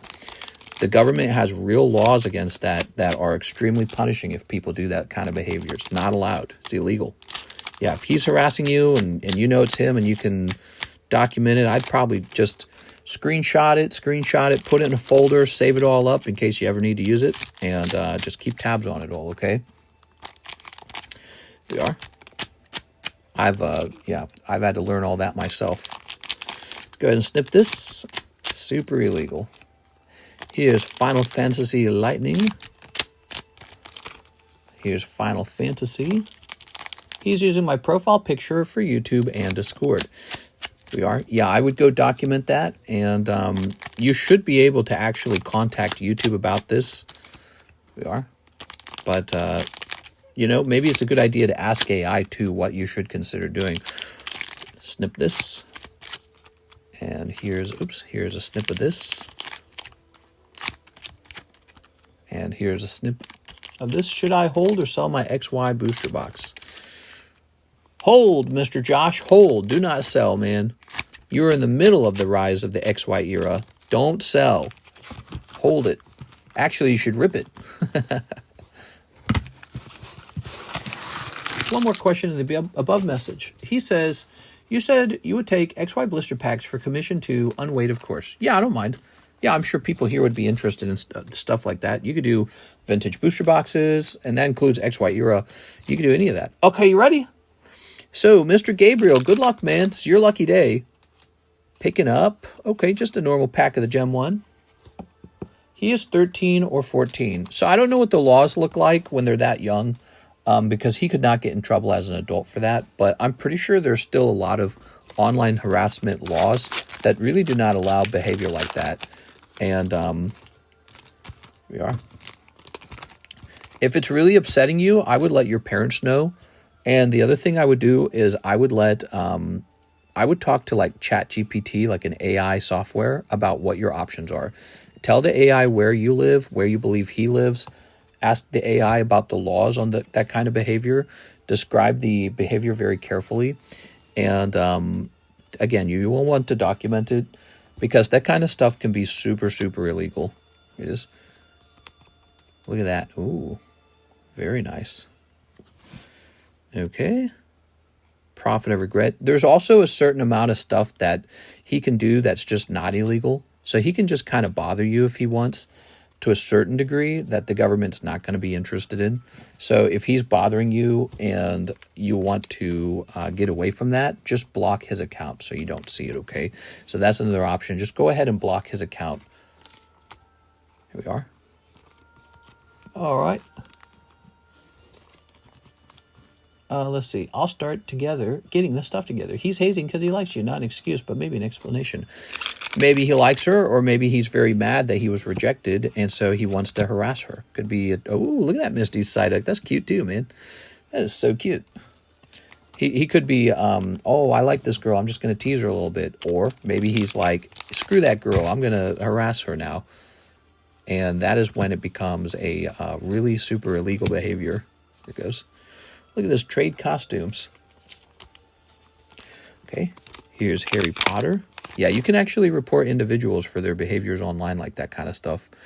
Here's Ron Weasel. Ooh, Ron Weasley. Here's the guy who passed away. Here's that guy. And here's Harry Potter. Ron Weasley. Why would Hermione marry Ron Weasley? No way, dude. Should have been Harry Potter. Okay. Ronald Weasel. He asked, what would happen if you broke into my house and brutally R-worded me? Dang, dude, I would definitely show that to your parents. The problem is you will probably, you probably don't want to have to share that kind of stuff with your parents. It's embarrassing, maybe. I would definitely take a moment and show your parents that so that they can report that. That needs to be looked into. People will say a lot of stuff on the internet, sometimes very bad stuff. You really cannot say some stuff, and that would be one of them. So if somebody contacts you and says that, that's probably illegal, like fully illegal. And there's supposed to be a punishment for behaving that way online. You're not supposed to do that. You can't contact people and talk that way to them. It's not right. Here's Una and Furion. Yeah, I would take a minute, show that to your guardian, your mom, your dad, older sibling who you trust, whatever, and let them know that the person harassed you that way, and let them know that they've got like a fake profile of you online. I would do that right away. Here's Gilgamesh. Yeah, I wouldn't mess with that at all. Yikes, report. Respect to your brother. Let's see. Emily, you got to call the police. I don't think she's got to call the police, but I think she should go ahead and let a parent know at this time about it, make a parent aware of it, and that would be my advice to you as an adult myself. Your parent should know someone talked to you that way online so that they can report it, because they'll look into it, because they're a lot more confident and understand this stuff better.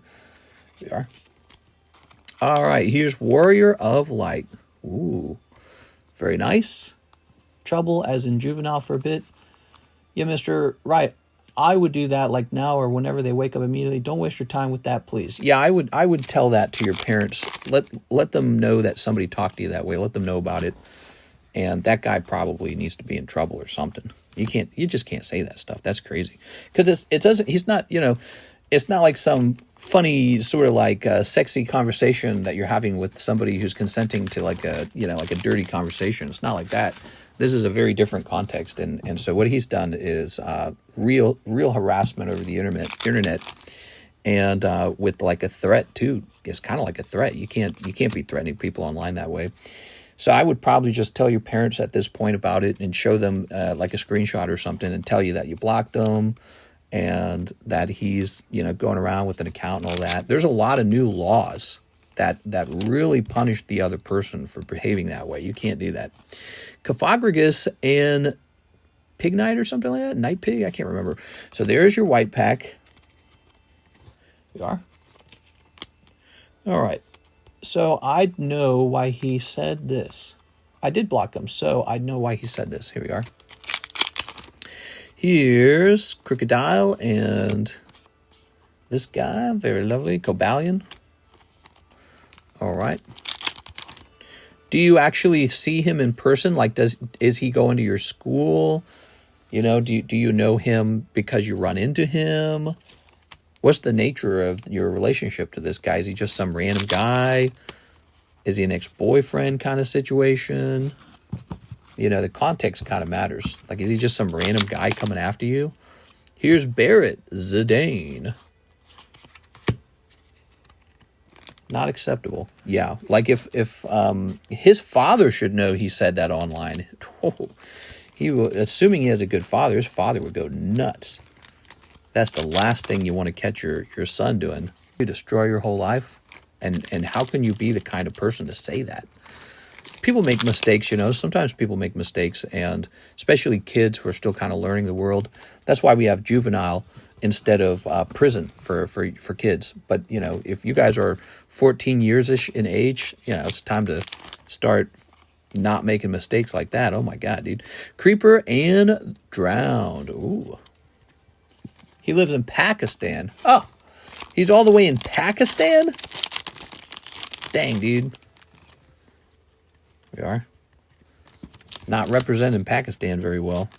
If he's in Pakistan, I actually do not know if there's a ton you can do about that. Yeah, that's a great question for AI. Pakistan? Jesus. All right. Very nice. Maybe that's why he feels like he can say whatever he wants to you. Is he your same age? Or is he like a full-grown adult? I assume he's young. That's creepy, man. What a loser, too, man. So lame. Like, even from just not thinking about it from a legal perspective, people are so freaking gross, dude. He's never gonna have like a sexy, good relationship with a nice lady talking that way. He can have some weird, messed up relationship if he has anything. Ooh. Here's Trade Costumes Misty Psyduck. Loving it. Not bad on the centering, actually, on the Misty Psyduck. Here's your Halo pack with the Discover Kamchatka or something. Kamchatka. Here's a little Gem 1 wasn't too crazy. Barrett. Okay. Viking, Yuna.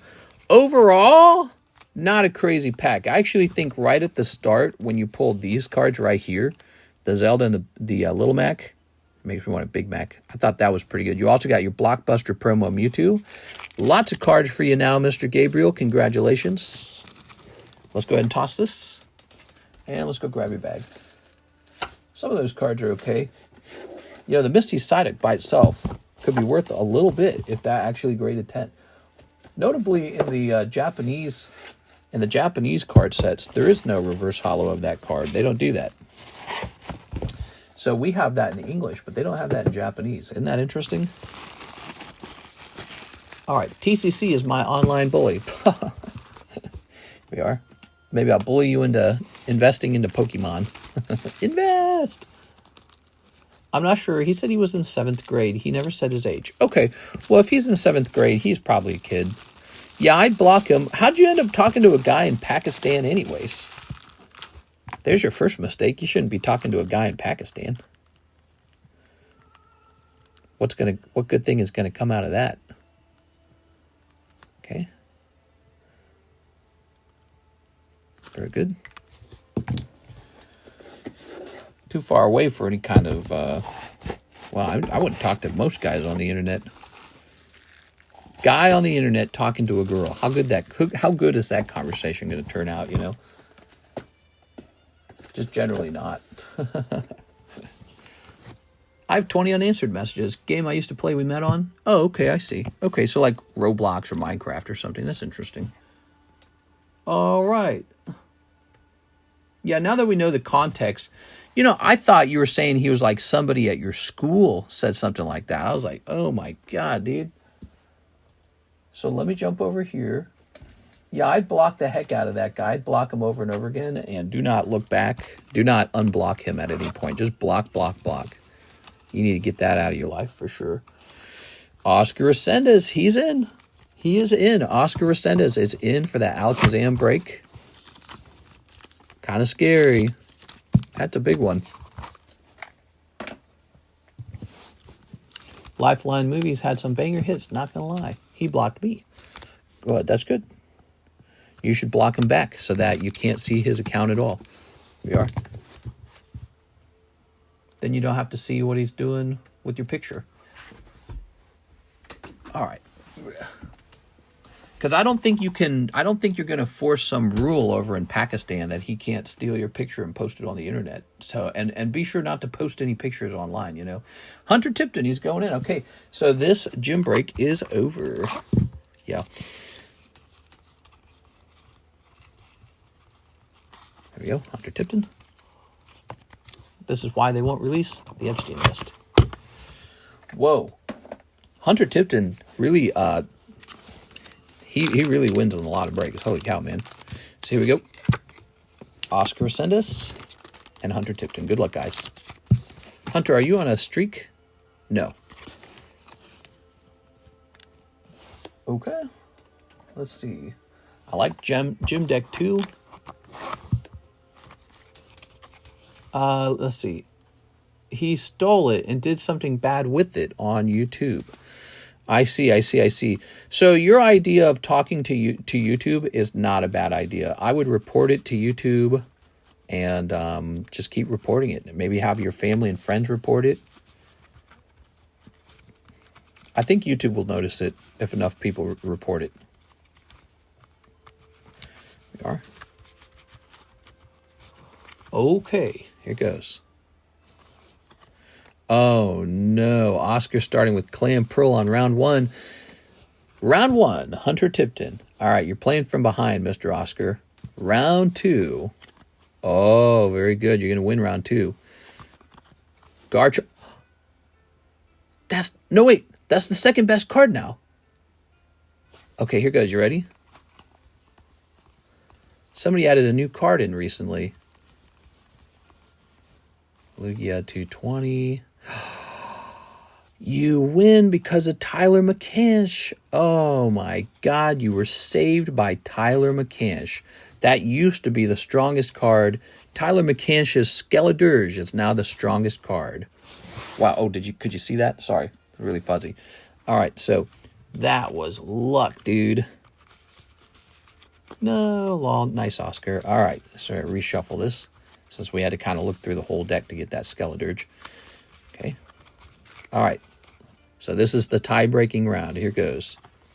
Oh, my God. I think it's going to go to Hunter. So that's Robska or something like that. Hunter has to pull like a 60 HP or 70 HP Pokemon for you to survive this. Switch. So he can switch your Robska, but it would only swap into a better Pokemon. Let's see. Oh, he's got you. That's it. All right. It goes to Hunter Tipton. Congratulations to Hunter Tipton. Oscar, I'm sorry. Wow, that was a close one, man. I didn't think it was going to play out that way. There we go.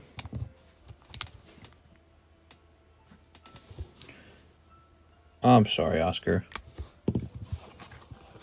Also, this means this begins again. So you have a kill streak of 1.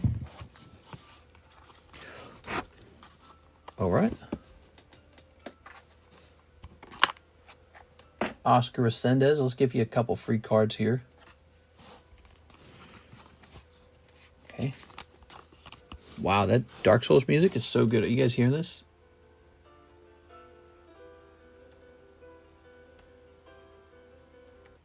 I forgot how good Dark Souls was, man. The Lord of Cinder song. All right. There you go. And they always had pretty good music for Dark Souls, I feel. Okay, there you go. A couple of these.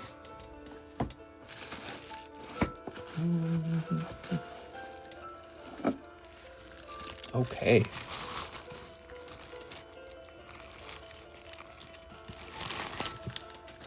It's so Dark Souls-y, you know? The Lord of Synthos. The artwork is so good. All right.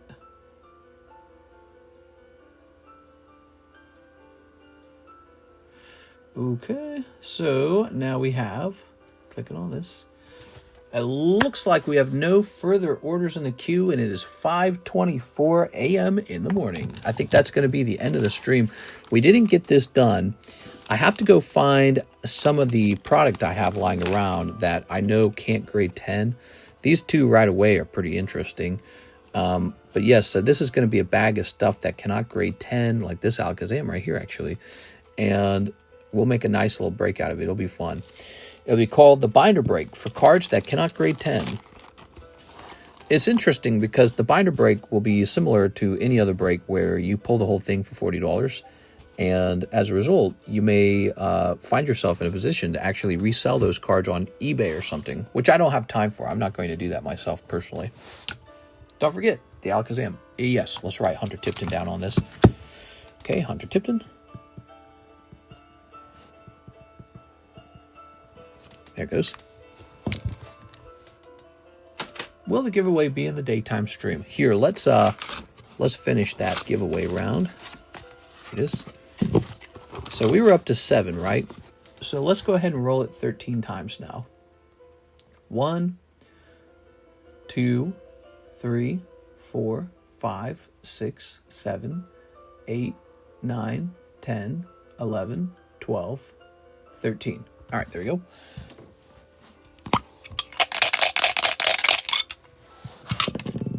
Landing on 10. So if it was 10, then it's the person right after Alex, actually. Is it going to show the results? What the hell? Is Nightbot not going to show the results? Does it not work if you roll it too many times too fast?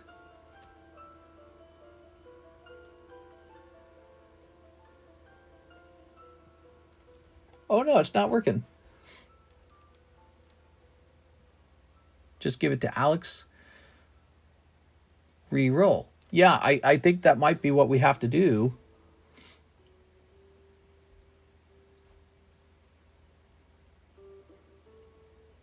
Let's give it a minute to think. Let's give it a minute to think, because it might show the rest. Do do do do do.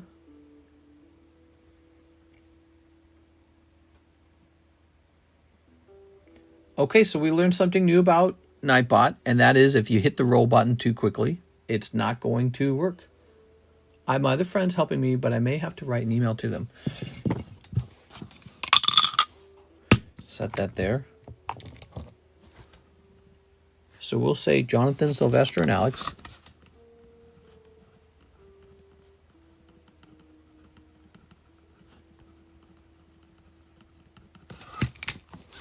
Is it working now? Let's see. Nope. All right. Well, we're going to go ahead and reset the Nightbot real fast. All right. Go ahead and type in TCC to get into this giveaway. Right here. TCC. You show screen. The screen wouldn't help because it doesn't really show you who the other people were.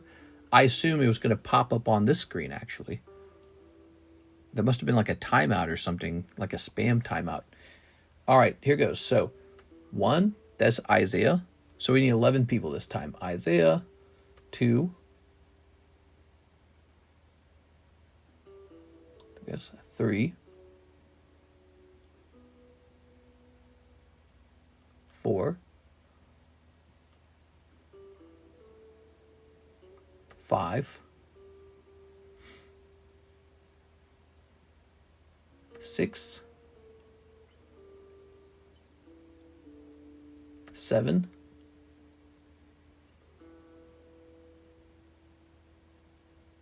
8. 9.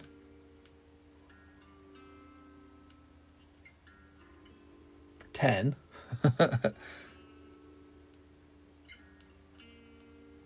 And 11. There goes. R1 TCG is number 11. All right, you ready? Landing on 4. That's Andy Man. All right. Wow, that was really easy at that point. So, Andrew Martin. Okay. Scooby-Dooby-Doo. Scooby-Buns.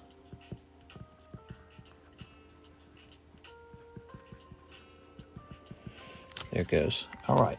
A chance and a chance. That's correct. I see the sun coming up. I really got to wrap up. There it is. What's the name of this song? Silent Hill. Yeah, I'd listened to this song years ago. I downloaded all the Silent Hill music onto an iPod a long time ago.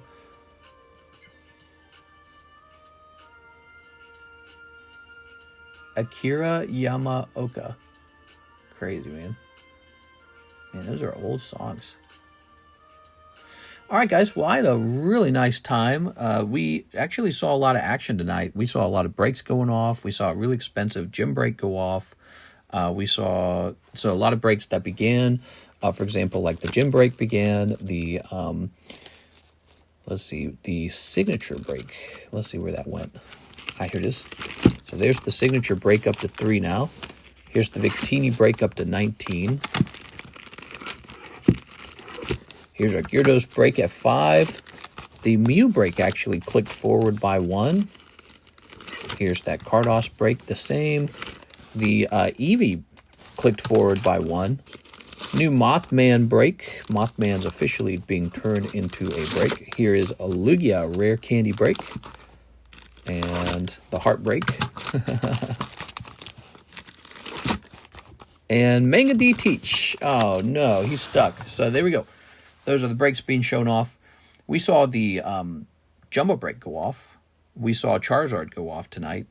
We saw, several spots were sold in the Vintage Pack break. 3, right?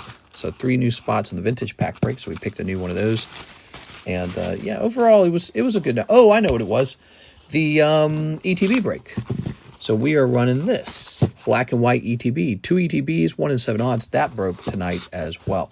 A lot of breaks went off tonight. A lot of breaks went off in the daytime stream too. Daytime stream was super busy too, by the way. But tonight was a little bit slower. Monday night, we'll see how Tuesday goes. And man, it's tempting to take like Tuesday off and get some work done because I got some work to do, man. It'd be nice to have like a whole day to myself to just do like submissions and stuff. Just been fun being able to sell my cars on the channel. I watch it religiously. It is just kind of an interesting interaction, actually. Yeah, being able to sell something on the table. Would you guys like to sell something on the table too? You are able to do that. You just have to be able to mail it in to me. That's it. So if you think that you've got something that would be especially interesting for people to break, or maybe you'd like to sell something under market as a gift. You know, some people donate stuff, right? And the problem with donating something is that could be like $100 loss for you. But have you ever considered you can donate differently? You can take a $100 card and say, instead of selling it at 100, I would like to sell it at like 60. You can say something like that. That's a different kind of charity where you're giving about $40 of value away in the card, but you still need it to sell for the other $60 of value. So that's another way to be generous. But yeah, there's all kinds of fun things. Maybe you've got like a vintage booster box, black and white. Maybe you got X white era, I don't know, and you're ready to see that sell now. You can have me do that for you here on the table as well. You know, we can negotiate like a price on it. It could be like a lower price, a higher price. Booster boxes they work a little differently from slabs, so we could talk about it.